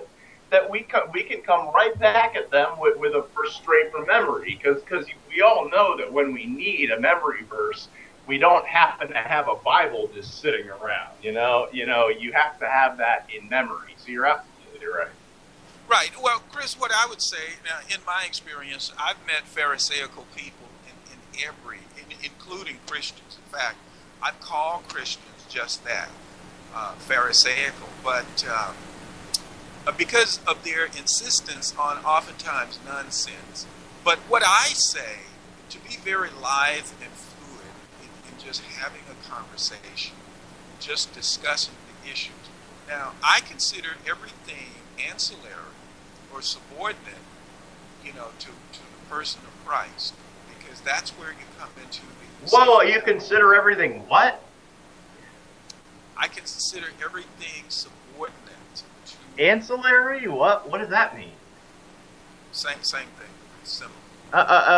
Okay, thank you, sir. So what I'm saying is gotta wrap my... You're welcome. So what I'm saying is see, a person can be right about everything else and get Christ wrong, and there's a problem. And so that's what I choose to focus on, is who Christ is. Now, you said earlier Christ is God. A lot of Christians wouldn't agree with that. Well, then they're not Christians.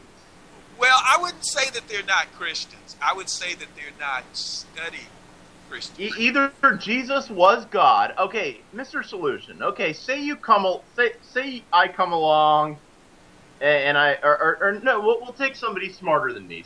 And look, I'm not saying this sarcastically. You have a lot more book knowledge than me, and you're very, very intelligent in ways that I envy, and I wish I was intelligent as you in some ways. And I'm not saying that sarcastic at all. But say you came along and said, I'm Mr. Solution, and I'm a great preacher. I'd be like, okay, yes you are. And then you said, oh, I'm Mr. Solution, and I'm a prophet. I'd be like, okay, all right, okay. But what if you came along and said, I'm Mr. Solution, and I'm God? I mean, that would be either you are what you say you are, or you're the biggest lunatic / fraud on the planet. There's really only two choices. So this idea that Jesus he was a great prophet, or he wasn't really God, or whatever, then he was a liar and a fraud. There's no two ways about it. Right. Well, let's see. The thing, though, is most Christians are not at that level. To understand, like some people will say, okay, Jesus Christ is the Son of God. And that takes a little bit of analyzing to really know who that is. Because Jesus does say the Father sent him. And usually it is the greater that sends the lesser in most instances. But Jesus does claim to be God. He proved it in many ways by raising people from the dead, getting approval of the Father, and this sort of thing. And Jesus, I think I shared this with Debi one night, Jesus was a true extraterrestrial. And we're looking for aliens all the time. And Jesus said, here I am. I am. When he says the earth is not my origin, I did not originate on the earth. And he says, I have, he literally said, I have sources that are not of this world. When he was talking about a host of angels that would defend him if he needed them. So Jesus said many things that, and the Apostle John in John 1:1, where Jesus is the subject there, or the Word, which is analogous to Jesus, is defined as God. In the beginning was the Word was with God, and the Word was God. And then it talks about something that only God can do, that is create. And he says the world was created by him, and nothing that there is was not created by him. So he gives both the positive and the negative to affirm the positive. And so he is very clear-cut on who Christ was, and was/is. And so, like I say again, the average Christian, if you would ask them, is Jesus God? Some of them would just say no, and some of them would say he's the Son of God. But let me just explain that. The Son of God, in context, is the strongest language that can be used in English to define Christ as God, being the Son of God, meaning that he has the same nature as the Father, the exact nature, which would render him God also. But I just think that's something that a lot of Christians need to study their Bibles more, so they won't be as afraid to discuss what they say they believe in. I couldn't agree more. You're right on.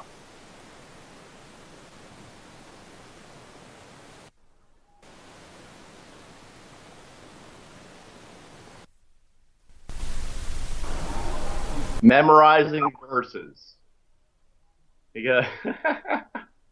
Debbie says I look angry. I'm not angry. I'm glad to have Mr. Solution on our side. This guy Isn't he the greatest? Isn't he? Right on. He's right on. He's an encyclopedia and the Bible all rolled into one.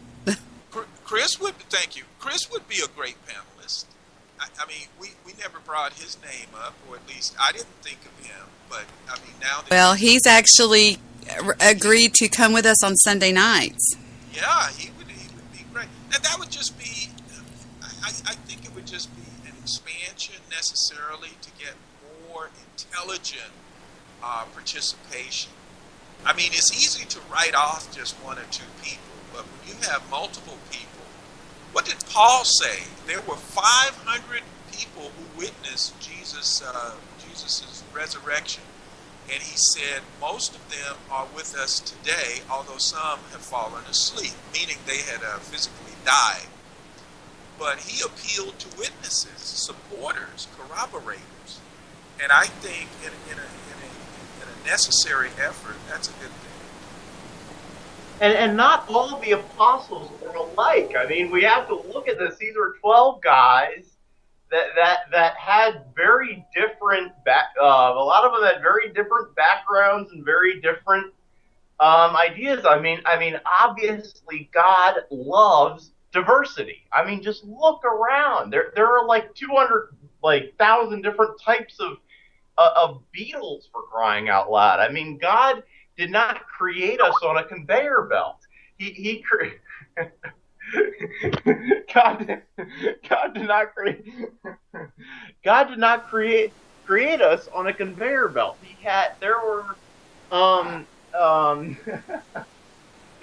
We are different in shape, in thought, in knowledge, and I guarantee all the disciples didn't see eye to eye on everything afterwards. I mean, we know that. But we all came together for a common good, for a common cause, that we all believe in Jesus Christ. And thank God that we didn't all come off of a conveyor belt. Thank God that we're all so diverse. I'm so glad that God likes diversity so much that he did not create two people exactly alike. We all think differently, and we all see things from a different perspective. And I love that. I absolutely love that. And that's why you were right on earlier, Mr. Solution, that getting angry is ridiculous. It shows that you don't really believe as much in what you say, and that even though we might see some things differently, we all have the same goals. We all believe in Jesus. And we all, when we team up, I mean, we're an unstoppable force. Right. I really enjoy speaking to Jehovah's Witnesses and Mormons and other people too, Buddhists. We've had some very, very fun and involved conversations.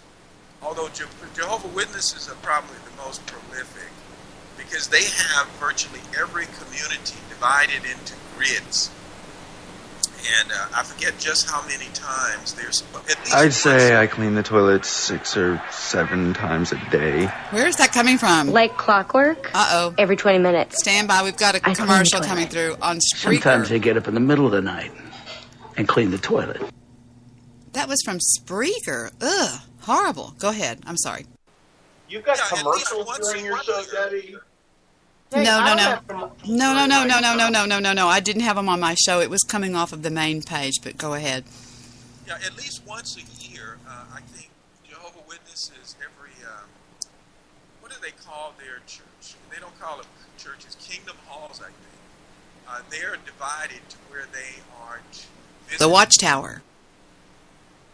Right, that's the head, I think. But the individual units out in the field are called Kingdom Halls. They're called a cult, Mr. Solution. It's the Church of the Cult. Yeah, but my point is, though, see, they're more vigorous in terms of evangelism than most Christians because they have a works-based salvation. Christians work supposedly because they're saved. Exactly. We're not saved through works.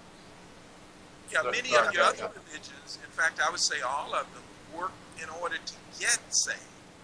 I know that I was listening to Dennis Prager, and it was asked of him that question, and he mentioned good works is how he gains favor with God, which is good. That good works are good, but we're supposed to do good works because we're saved, not to get saved. So, but I think that's an important distinction. You know, I don't know where you are in this subject, but I was going to say something to you guys. I have had people like, for example, Stabby McHugs. He's a chatter that hangs around Spreaker and Blog Talk Radio. And he says to me all the time, I would be a Christian, Debbie, but I'm too intelligent. I don't believe in hocus pocus, make-believe, and magic. I don't believe in people rising from the dead and walking on water and things along those lines. I'm more intelligent than that. All right, well, good for him. Well, is that it? Is that the extent of your comment, Chris? Yeah, I was just going to say, we were talking about people thinking that more intelligent people don't believe in God, and I couldn't agree with them more. I mean, could not disagree with them harder. I think that's ridiculous. Actually, being intelligent and thinking you're really intelligent are two different things. Yeah, there are many excellent Christians. John Warwick Montgomery is a good one, in the legal field. And Simon Greenleaf, this guy was an evidentiary expert, and he analyzed the New Testament documents for authenticity. Well, let me give you an example to interrupt you, and let me give you an example. Stabby McHugs was in my chat room the other night, and he said, Debbie thinks she's intelligent because she's watched some YouTube videos and some History Channel documentaries on stuff. And then, in the next thing, he quoted Wikipedia. Stabby McHugs, for crying out loud, how do we know this isn't Angela Truth really? What's the deal? Use your real name, man. what are you afraid of? Well, you don't even know who this person is, but don't need to do that, Chris. This is a media. Oh, I'm not bragging on you, Mr. Solution. Your real name is Mr. Solution. We know that. Yeah, most people don't use their real name. And with people doxing each other, see, people often can't lead this to just communicating effectively. And I think those are mostly losers. And when they're losing, they have to do something to try and make up for their losing. And that's the reason Blog Talk, I think, has forward so many people. But Debbie, I think Wikipedia has gained notoriety as being a viable source. And it has always been a source that one could compare and contrast. So I don't think just because someone refers to Wikipedia, it makes it, if that's what I understood. No. I was just saying that as a joke. It's not like... Oh, okay. Yeah. And Wikipedia, I'll have you know, names me as a internet talk radio host. And I don't know who... You're on Wikipedia? Mm-hmm. I don't know who named... I don't know who put it in there, but somebody put it in there about 2 years ago. It talks about Internet Talk Radio, and it says, a fine example of Internet Talk Radio is Debi Daly. Yeah! And I know! I know, and I'm not going, oh my gosh! Victor! Listen, I know what you made. I've had all these girls, all these women just constantly coming to my house, banging on my door, begging me to come in, doxing me and stalking me and stalking me and stalk doxing me and they're just they will, because I use my real name, they're all over me. And if you can give me any clues, I mean, I might have to. He's never had one woman knock on his door from the internet. He's lying. He was being facetious. With that, I gotta go to bed. I'm out. Thanks for having me on your show, Debbie. This has been very fun. You are the most adorable person in the world. Sunday. Can you be here next Sunday? Yes, I will be. And Mr. Solution, it was great to talk to you again. Okay, next Sunday I'm gonna. To you, Chris. Next Sunday I'm gonna have a pre-planned. Next Sunday I'm gonna have a pre-planned outline that's gonna blow both of your minds. It's gonna be. We're both gonna take it way off course. It doesn't matter if we're talking about spiritual and God and everything. That's what people want to hear. That's what people have written me a lot of emails and said, I have learned more from your Sunday night show than anything. But listen to Chris at Imagine Nation. It's just like the words imagine and then nation ran together. It's Imagine Nation. And it's on Spreaker.com. And he's live. You can either catch him live weeknights at 10 Central, Chris? 10 Eastern Daylight Time, 9 Central, and then 7 on the left coast. Well, we only go by Central. 9 o'clock Central Time, weeknights on Spreaker. Listen to Chris live. I'm always there. You should be there too. He's a man. He's crazy. He's adorable. He's not on BTR? No, we got to get him on BTR. We're on BTR. I got to get there. I got to do the simulcast. We can talk about that, how to set that up over email. Thank you, Debbie. Thank you, Mr. Solution. Bye, audience. Good night, Chris. Lovely to have you. Now I need to tell you about something, Mr. Solution, about your son, Mr. Midnight Movie. You're going to be so proud. Boy. I hope it's good. He came to me tonight and he said, he asked a question, the most interesting question, and that question was, let me find it now, hold on. He said, Debbie, it was about something about the Bible. And I was like, no way. Hold on, I'll find it. Where did he put it? Okay, he said, then he sent a link to a video and said, did you watch the All in the Family video? Apparently, something that you said to him about fathers and, the relationship, I wanted to show you what he sent to us, and you are going to die when you see this. It was this. Here it is, right here. Okay, mute yourself and take a listen to what he sent. And he really wanted to know what we thought about this. Take a listen. I'm going on mute. That world out there, kid, ain't up to no good, right? You don't trust nobody out there except for your own coin. You remember that, mate, I think. Yeah, then there's another thing. Meathead. Why must you always call me Meathead? Oh, what the hell? Why does that bother you so much? I bet I wasn't the first one to call you Meathead. You were the only one ever to call me Meathead. You never called me Meathead in school. In school, they always called me Michael. That's all they called you? Well, Mike or Mickey. What a sweet little school you went to there. No wonder you grew up thinking the war was beautiful. Why, what'd they call you in school? Different things. For what? What the hell? Well, tell me. What did they call you in school? Tell me what they called you.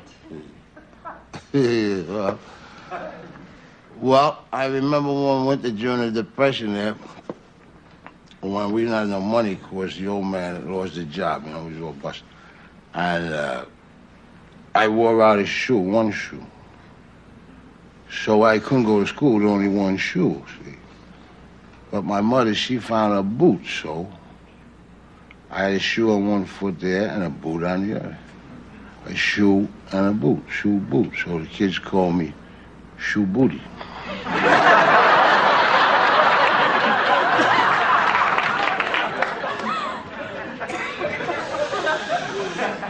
Yeah, I used to holler. Shoe Booty, huh?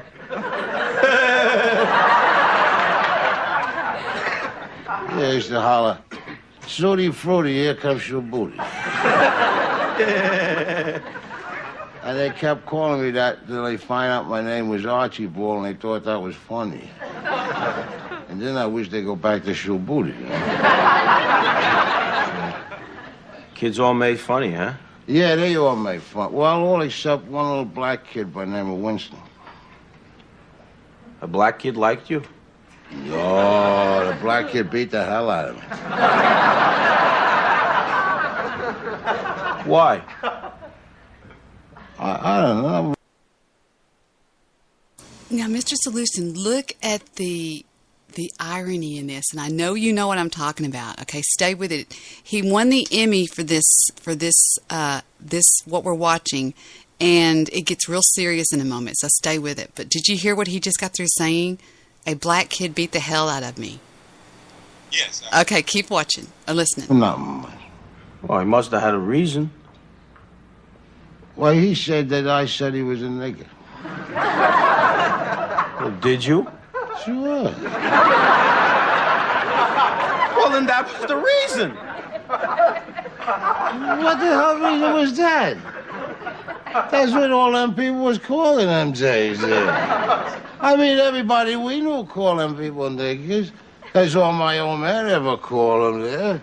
What the hell was I supposed to call them? I didn't know that. I was going to call them a wop. I couldn't call them wops because wop was what we call a dagos.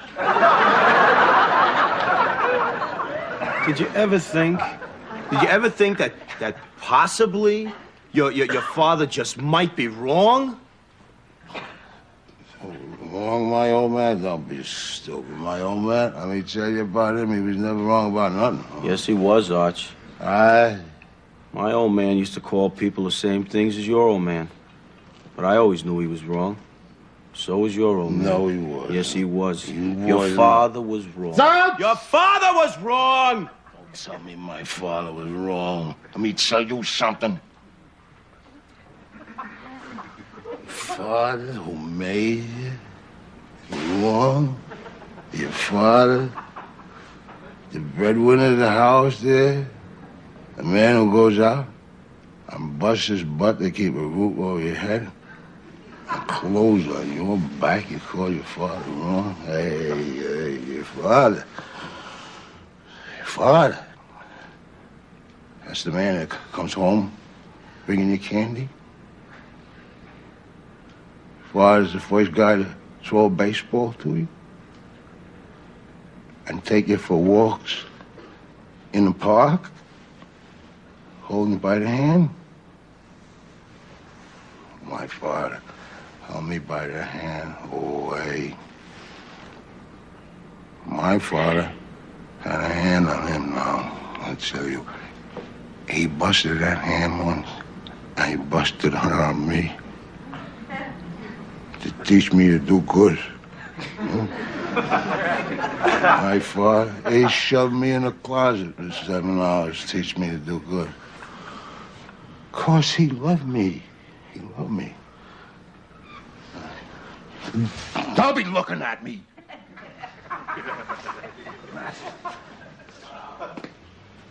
Yeah. Let me tell you something. You're supposed to love your father. Of course, your father loves you. And how can any man that loves you tell you anything that's wrong? What's the use in talking? So about that thing.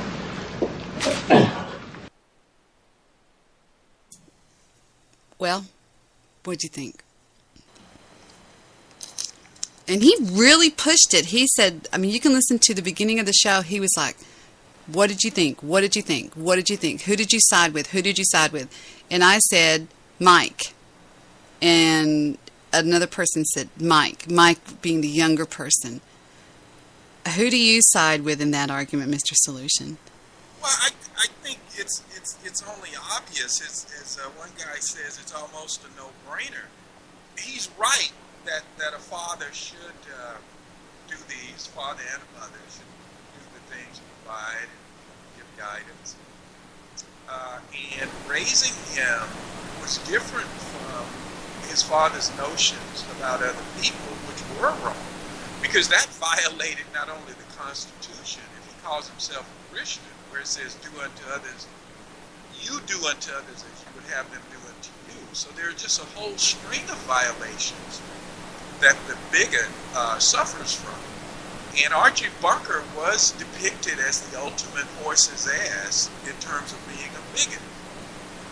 And this was a position that he attempted to use to elevate himself by, putting other people down, people that he didn't even know. And he was pretty much a bigot, and he was like a wasp.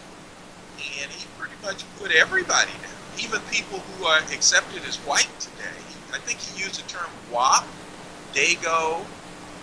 He used to call him a Polak as a derogatory term all the time.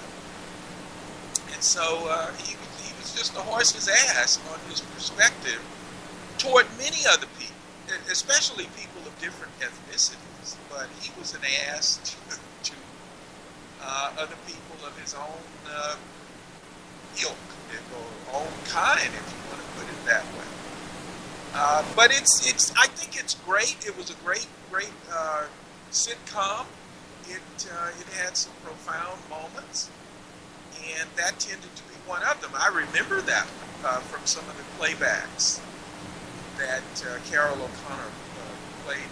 So I just think that his father was wrong, and he passed on a wrong that was easy for the son to accept.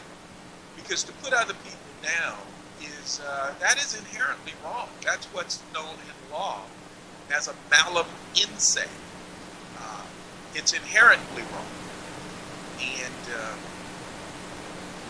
so that's where I would come down on the side of that. A lot of people, though, it seems in the lower income bracket, I'll say, I hear a lot of boys say, well, if my daddy said, they are just hell-bent on anything that their father said. They took it as the gospel according to Luke. They took it as you don't question it. And I was different, I question anything anybody says. And well, they do too. You're lying. Oh, really? You think so? Well, absolutely. Let me tell you, I was discussing this with some women the other night, and several nights ago. And this is one of the arguments. That's the so-called traditional argument that a woman brought up, is that, well, her parents taught her. I was talking same thing I was referring to with Chris, is that a woman can ask a man for a date. She can initiate conversation and even ask for a date. And this woman appealed to tradition. No, I was brought up to not do that. I said, oh, really? I said, let me ask you a couple of questions about the way you were raised. Were you raised to not go out and have sex before you were married? She says, well, yeah. I said, did you obey that? She said, well, no. I said, so how many times did you break that rule? So, what you come into is people are selective about what they choose to follow, that their parents pass. If they didn't like it, they didn't do it, and they don't do it. If they liked it, which is easy to hate somebody. remember, human beings are seriously flawed. So to hate someone, especially for an ignorant, and this is oftentimes the truth, an ignorant, low-class person, you will find, really, although there are exceptions, but usually the ignorant and low-class, lowbrow, that's an easy sanctuary for them to hate and just express anger at other people. And they never scrutinize themselves to the same degree. Couldn't agree with you more. Yeah, like I said, it's usually the lower income brackets that I hear that from. My pappy's always right no matter what he says. And you remind me of something that I told Heather today. She said something to me and I said, you know what? Oh, one of her friends is in jail. One of her guy friends is in jail. And he's all squirmy-wormy and saying anything he possibly can because he's wanting to get out of jail. And I said, Heather, she said, oh, no, he's saying that he's going to come back and be nice and go back with me. And it's one of her ex-boyfriends that went off and left her and got involved with some people that do drugs and got busted. And I said, Heather, she goes, Mom, I really believe him. And I said, I don't. And she goes, why? And I said, well, I'll tell you the truth. I said, was he sorry and ready to come back to you the night before he went to jail? No, because I said, he's like the thief that is not the least bit sorry that he did the crime, but he's real sorry that he's in jail for it. He's not sorry for stealing, he's sorry for getting caught. Exactly. But there is so much truth to that, Mr. Solution. Because it's like, I said, baby, was he ready to come back to you the night before they all got busted? Was he ready to call you up and make this big apology and all these bells and whistles? No. But now that he's sitting in jail and he's looking at, possibly going to prison, oh, he's real sorry now. And I could tell on the look on her face that it really gave her something to think about. Oh, of course. Was this for drugs? It sounded as if... Yes. Oh, drug-related, yeah. Drug-related, and also choking somebody, because it says assault by cutting off the, air supply or something like that. So supposedly somebody called 911 and said that he was choking somebody, or there was a fight, so to speak. Right. And let me just guess, this is not his first time No, not his first rodeo. Yeah, well... And but the thing of it is, and I think not just Heather, but is why do women... I know why they like the bad boy, but why would she want to be... Did you ever like the bad boy? Vic was not a bad boy. No, not at all. But see, she has this proclivity or this orientation, obviously, toward the bad guy. Because you just said... Well, not really. It's just this one guy that went bad after they broke up. Well, wait a minute. You said that this is not his first tango with the law. Right. Well... Go ahead. He was on his way with two football players out of town to a party, and they got pulled over, and somebody in the car had a joint or something, and he went down, and he got found. They threw the case out. It didn't even, but that's the only other time he's ever been arrested, so. That's the only prior? The only prior. I looked it up on Dallas County on the criminal history, and there is nothing else there. Nothing. Oh, you looked it up. Absolutely. Now, if you were to sit and, okay, that's fine. But if you were to sit and have a conversation with him, do you think you would find other culpable and maybe dangerous things that he was culpable for? Oh, yeah. And in fact, I did have a conversation with him. He called on the cell phone while I was talking to Steve Rush yesterday on the phone. I was talking to Steve Rush on Skype, and he called on the cell phone, and Steve Rush overheard the whole conversation.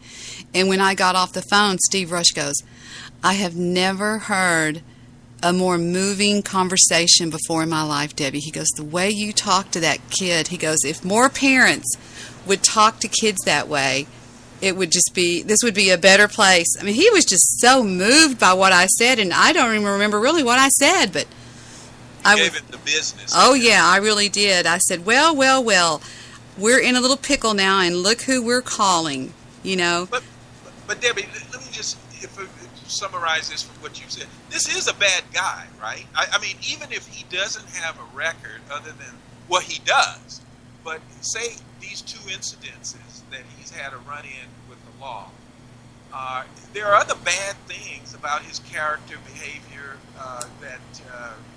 that precede these, correct? I told Heather, I said, he will leave in a drop of a hat. He will leave you and the baby. He will leave you. He's done it twice before. Just up and leave. Practically go out to get a package of cigarettes and never come back. One of those kind of people. Is he gainfully employed? He's an architect. Yeah, he makes lots of money. And that's one reason why he's panicked about getting out of jail, is because he's supposed to be going to work tomorrow, and looks like now he's not. And he called and begged me to post bond, and I said, I'm not going to do it. I'll give him a second chance, Debbie. Nope, not going to do it. I'm not going to. Don't you start. Heather's already mad at me. I'm not going to do it. And you don't think he'll? Do you think he'll? What do they call it? Jump bond? no, I don't think that. But I think if he wants to get out of jail, he can call his parents to post bond. It's a $15,000 bond. Well, that's 10%, right? Yeah, and I'm not going to put up $1,500 to get him out of jail. Let his mom and dad. How old is he? He's 27. Oh, yeah. Yeah, fresh out of architect school about 2 years ago, working at a firm, a firm in Dallas, a real big firm, as they just throw little ops projects at him, and he does really good. And no. Was his father active in his life? Oh yeah, he's American Indian. His father's very active in his life.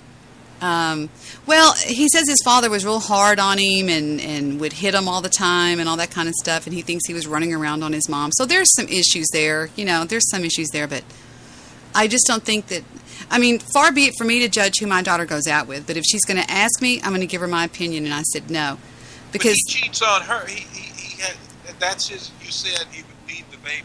So that is his child, and he would... No. Oh, it's but not. it might as well be, because when Heather, the father of the baby, and Heather broke up when the baby was only 1 month old, and he ran home to his mommy, and he remarried a girl that's identical to Heather, and then Philip stepped in and has basically been a father. The baby calls him Daddy Philip. It's like his father, and it's a big issue over here in the house. And Steve Rush said yesterday, I never realized you had so much going on in your life. I said, oh no, Philip, all I do is Spreaker. Steve, he goes, oh my God, if people really knew what you did, in real life, because I had phone calls going on and people calling me and Heather coming in here with all these serious discussions, and Stephen talking to me about all this money about his truck, and he goes, God, you're like Grand Central Station. And I said, well, the way Vic and I have always ran this is nothing gets to Vic until it's gone through me. I'm like Victor says, he's the owner and I'm the manager. Everything starts with me, and I filter up to Vic what needs to be filtered up to Vic. And other than that, he's not bothered with anything. Well, I don't want to call him a kid, but you think that this person is untrustworthy. You were just saying, I think I recall you're saying that he would run out on Heather. He's done it twice before. Yeah, he would just up and leave. Yep. So, in other words, this is not a person that is trustworthy. Nope. He has a restless spirit. Right. He does. I'm not being funny. He has a restless spirit. He's not what I think would be good. That's why I said to you, I don't think it's bad for arranged marriages. I really don't, because... I agree. But this is good, because we're talking about people's actual lives, the way they behave, what makes them acceptable or unacceptable. And I think this is bad. I just probing this with you just a little bit. Mr. Solution, you know what blew my mind? And I wish Steve Rush was on the line right now so he could tell you this. Steve witnessed a conversation between Heather and I, which was, to me, nothing more than run-of-the-mill. And when she walked out of the room, she knew Steve was there, and Steve was on mute. He goes, oh, my God. And I'm like, what? What happened? And he goes, I have never before heard a mother speak so candidly with their daughter. And it made me think, and I even asked Heather about it later when we went on our evening walk. We take the dogs out on the long evening walk and the baby. And I said, Heather, do certain moms or most moms not talk to their daughters about stuff? And she goes, oh, Mom, most kids don't talk to their parents. And I said, and I've often told everybody, they tell me everything. And what Steve witnessed blew his mind. I mean, he wouldn't shut up about it. He kept going, I've never before heard a mother and a daughter talk like that. And I was like, what? I said, I don't get it. Well, because she was saying things like, if I recall, it was like, she was like, but Mom, I think he really loves me. And I was going, Heather, you don't understand, you know. And it was just this thing that we talk about everything like that. I mean, but my son too. They come to me with everything. I knew the first time Heather had relations with somebody. She came to me the following morning. And, you know, it's just, is that true? Is that the way it is in this? Is that... I can't hear you. Oh, can you? Oh, there you are. Get your phone, face back on the phone. Yeah. Well, yeah, that is true. Many mothers, too many mothers, are in competition with their daughters. And if you want to see a real fight, it's between mothers and daughters. Oh boy, that's a real fight. And I mean, it's almost endless. It continues for a long time. It's crazy. Competition for what?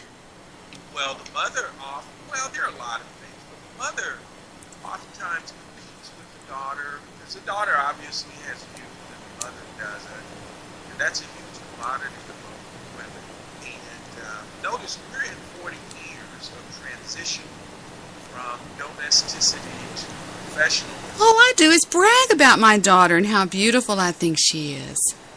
Well, you are, okay, I would think that you're somewhat the exception, and you don't feel challenged by the daughter.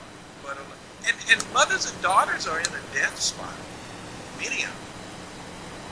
Oh, that is so sad. They fight like cats and dogs, and it's almost inexplicable. And the mother generates a lot of. I guess that's what was wrong with me and my mom. I get a lot of people tried to tell me that my mom was jealous of me, and I'm like, what? Shut up. I'm her daughter. But no, I guess so, you know. Oh, see, there you are, your mother. Maybe not you. But No. I've never had jealousy as a part of my body. I just think that it's a demon of sorts. I think it's a condition. Well, it is. It blocks happiness and love. And you would think, you know, here the daughter is having a modicum of success, whatever. And then she has to, she's opposed by her own mother. It just doesn't make sense. I can't imagine somebody living like that. What a sad, sad existence. I mean, I actually guess, now that I think about it, maybe that's what I was living, because my mother always seemed to not like me for some reason, and it was really sad. The whole family was involved in it, because it was a serious situation with me and her, though. I mean, it involved some serious abuse on her part when I was very young, and that's fine. I can talk about it because it wasn't. Wait a minute, but were you ever able to talk to her about it? Nope. Okay, see that, and that's I know. usually, Very sad. No, just very sad, because when it's so sad, because when she passed away, wouldn't you know it, that was right when we started getting close, you know. Right. Well, because I had a baby and stuff and blah, blah, blah, blah, blah. But anyway, I don't want to make it about me. I'm so glad you called in tonight. We were so hoping that you would. But before I hang up, don't forget to think about what I said. We're making Mr. Midnight Movie think. He's thinking about the things that you're saying. But the next time you're talking to him, try not to be so hard on him, because he is listening, and he does need the help and the guidance and the thoughts that you put into his mind, you know, if he doesn't have his defense up so high. So, well, let me say this, and I appreciate what you're saying. But see, men and women have a different way of approach. And I know he's mean to you. I know. I see everything. But I'm not mean to him because I don't hate him. I don't dislike him. And he doesn't hate and dislike you either. Yeah, but there's no room for that on my part. Now, men train other men. Remember, I've been to the military, and I had higher standards than the military when I entered the military. So that wasn't an issue for me at all.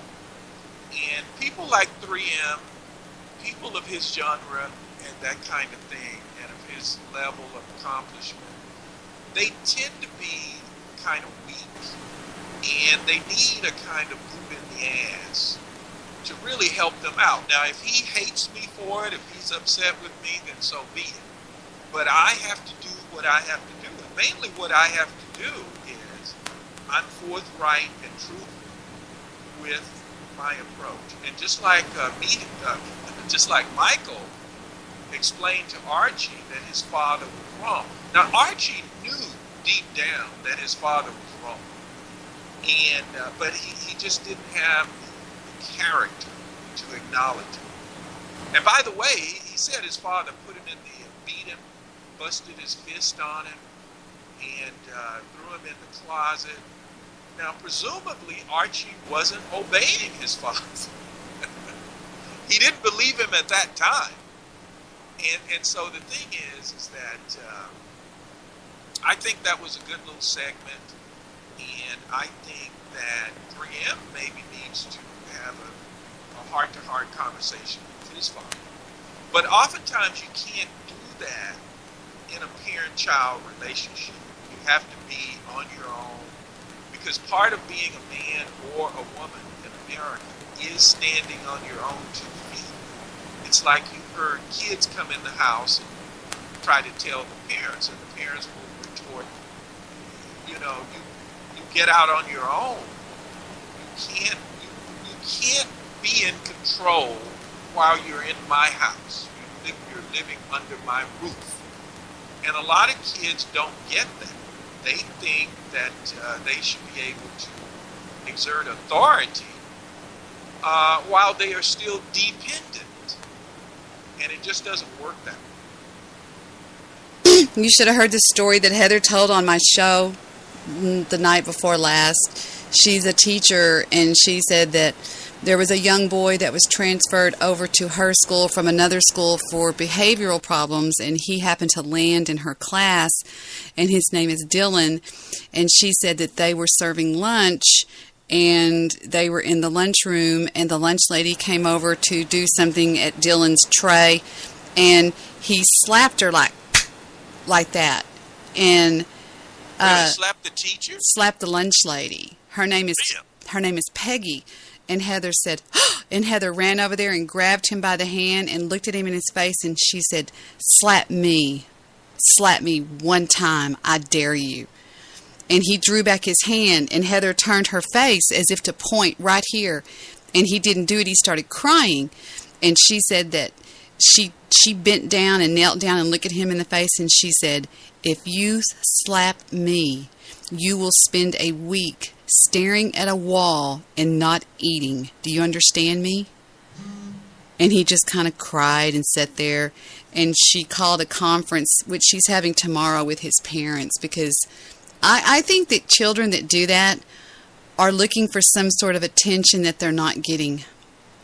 And he would have gotten it if he did that. But how old was Dylan, or how old is he? She's got the kindergartners. And that's an interesting name, by the way, Dylan. Dylan, yeah, it's kind of a Dylan. But she said the parents both parents are doctors, but she said that he has been raised in daycare centers. And I think that children that act up are like, look at me, I'm being bad, look at me. They're not getting the attention from being good. Their parents are like, okay, hi, see you later, get lost, here's a toy. She said he's real spoiled and wears clothes that are he wears designer labels, but she said that he just there's something wrong with him, and so she believes that she's coming to me every day, Mom, did I do this right? And she's just wanting to and I said, yeah, you have to Get right in their faces and always make sure you get down on their level. Don't ever talk to them standing up. Squat down. Oh, I remember that, Mom. I remember you teaching me that. Squat down to their level. And I don't know, it's interesting, but... Well, you know what? You're right. And maybe it sounds like his parents just had him as an ego fulfillment. You have no idea. Yeah, it sounds a novelty. A novelty, Adam. Thank you so much for being here. That is so horrible. Tragedy. But you're welcome, and I'll check back with you sometime during the week. But great show. I'll talk to you later. Okay? And thank you for being here. Absolutely. Talk to you later. And that's going to do it for tonight. Thank you to Chris Nelson, Mr. Midnight Movie, Jewish producer, of course, and David Fikert, my dear friend David, who called in earlier in the show. And thank you to Dalton. I didn't pick up his call, and I'm sorry, Dalton, but he was wanting to take us off topic. Thank you to everybody, to Victor, who's been sitting in here all night long listening with me. And thank you to everybody out there. How did we come in? We came in with Les Crane, so we're going to go out with Les Crane. I'll see you guys next time. I'm Debbie. You are a child of the universe, no less than the trees and the stars. You have arrived.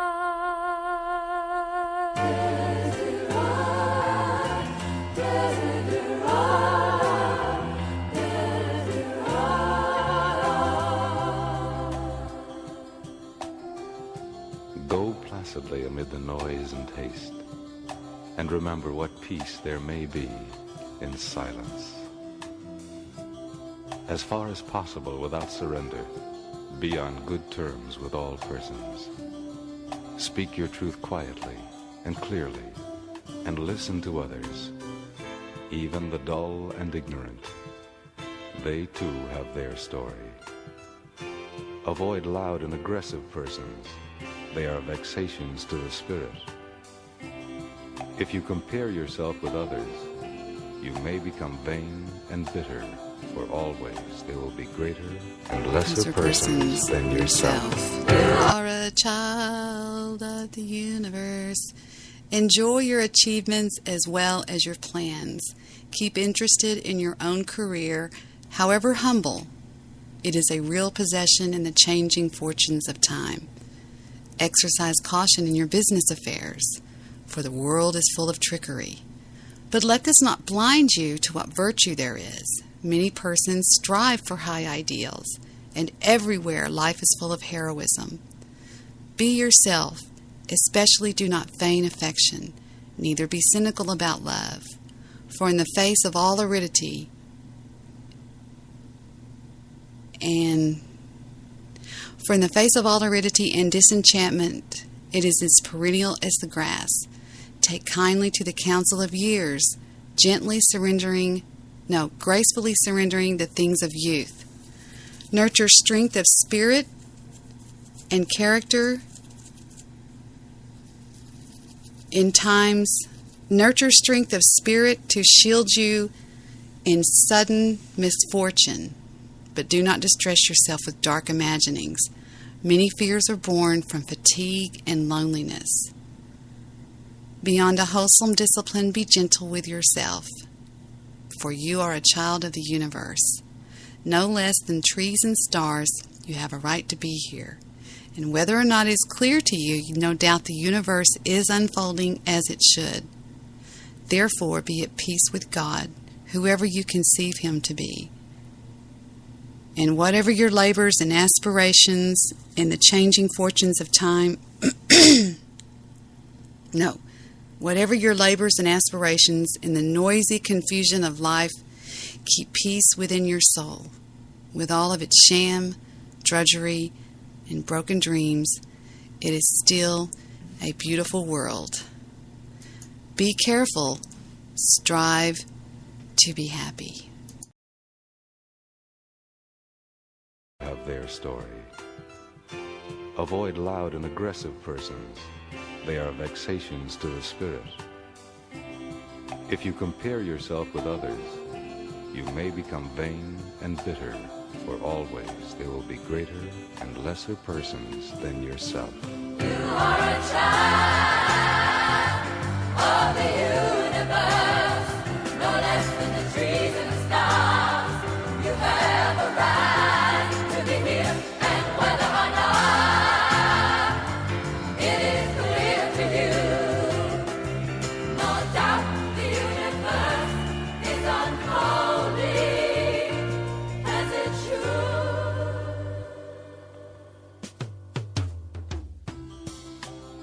Enjoy your achievements as well as your plans. Keep interested in your own career. However humble, it is a real possession in the changing fortunes of time. Exercise caution in your business affairs, for the world is full of trickery. But let this not blind you to what virtue there is. Many persons strive for high ideals, and everywhere life is full of heroism. Be yourself. Especially do not feign affection. Neither be cynical about love, for in the face of all aridity and disenchantment, it is as perennial as the grass. Take kindly the counsel of the years, gracefully surrendering the things of youth. Nurture strength of spirit to shield you in sudden misfortune, but do not distress yourself with imaginings. Many fears are born of fatigue and loneliness. Beyond a wholesome discipline, be gentle with yourself. You are a child. You are a child of the universe, no less than the trees and the stars. You have a right to be here. And whether or not it is clear to you, no doubt the universe is unfolding as it should. Therefore, be at peace with God, whatever you conceive him to be, and whatever your labors and aspirations in the noisy confusion of life. Keep peace with your soul. With all its sham, drudgery, and broken dreams, it is still a beautiful world. Be careful. Strive to be happy. You are a child.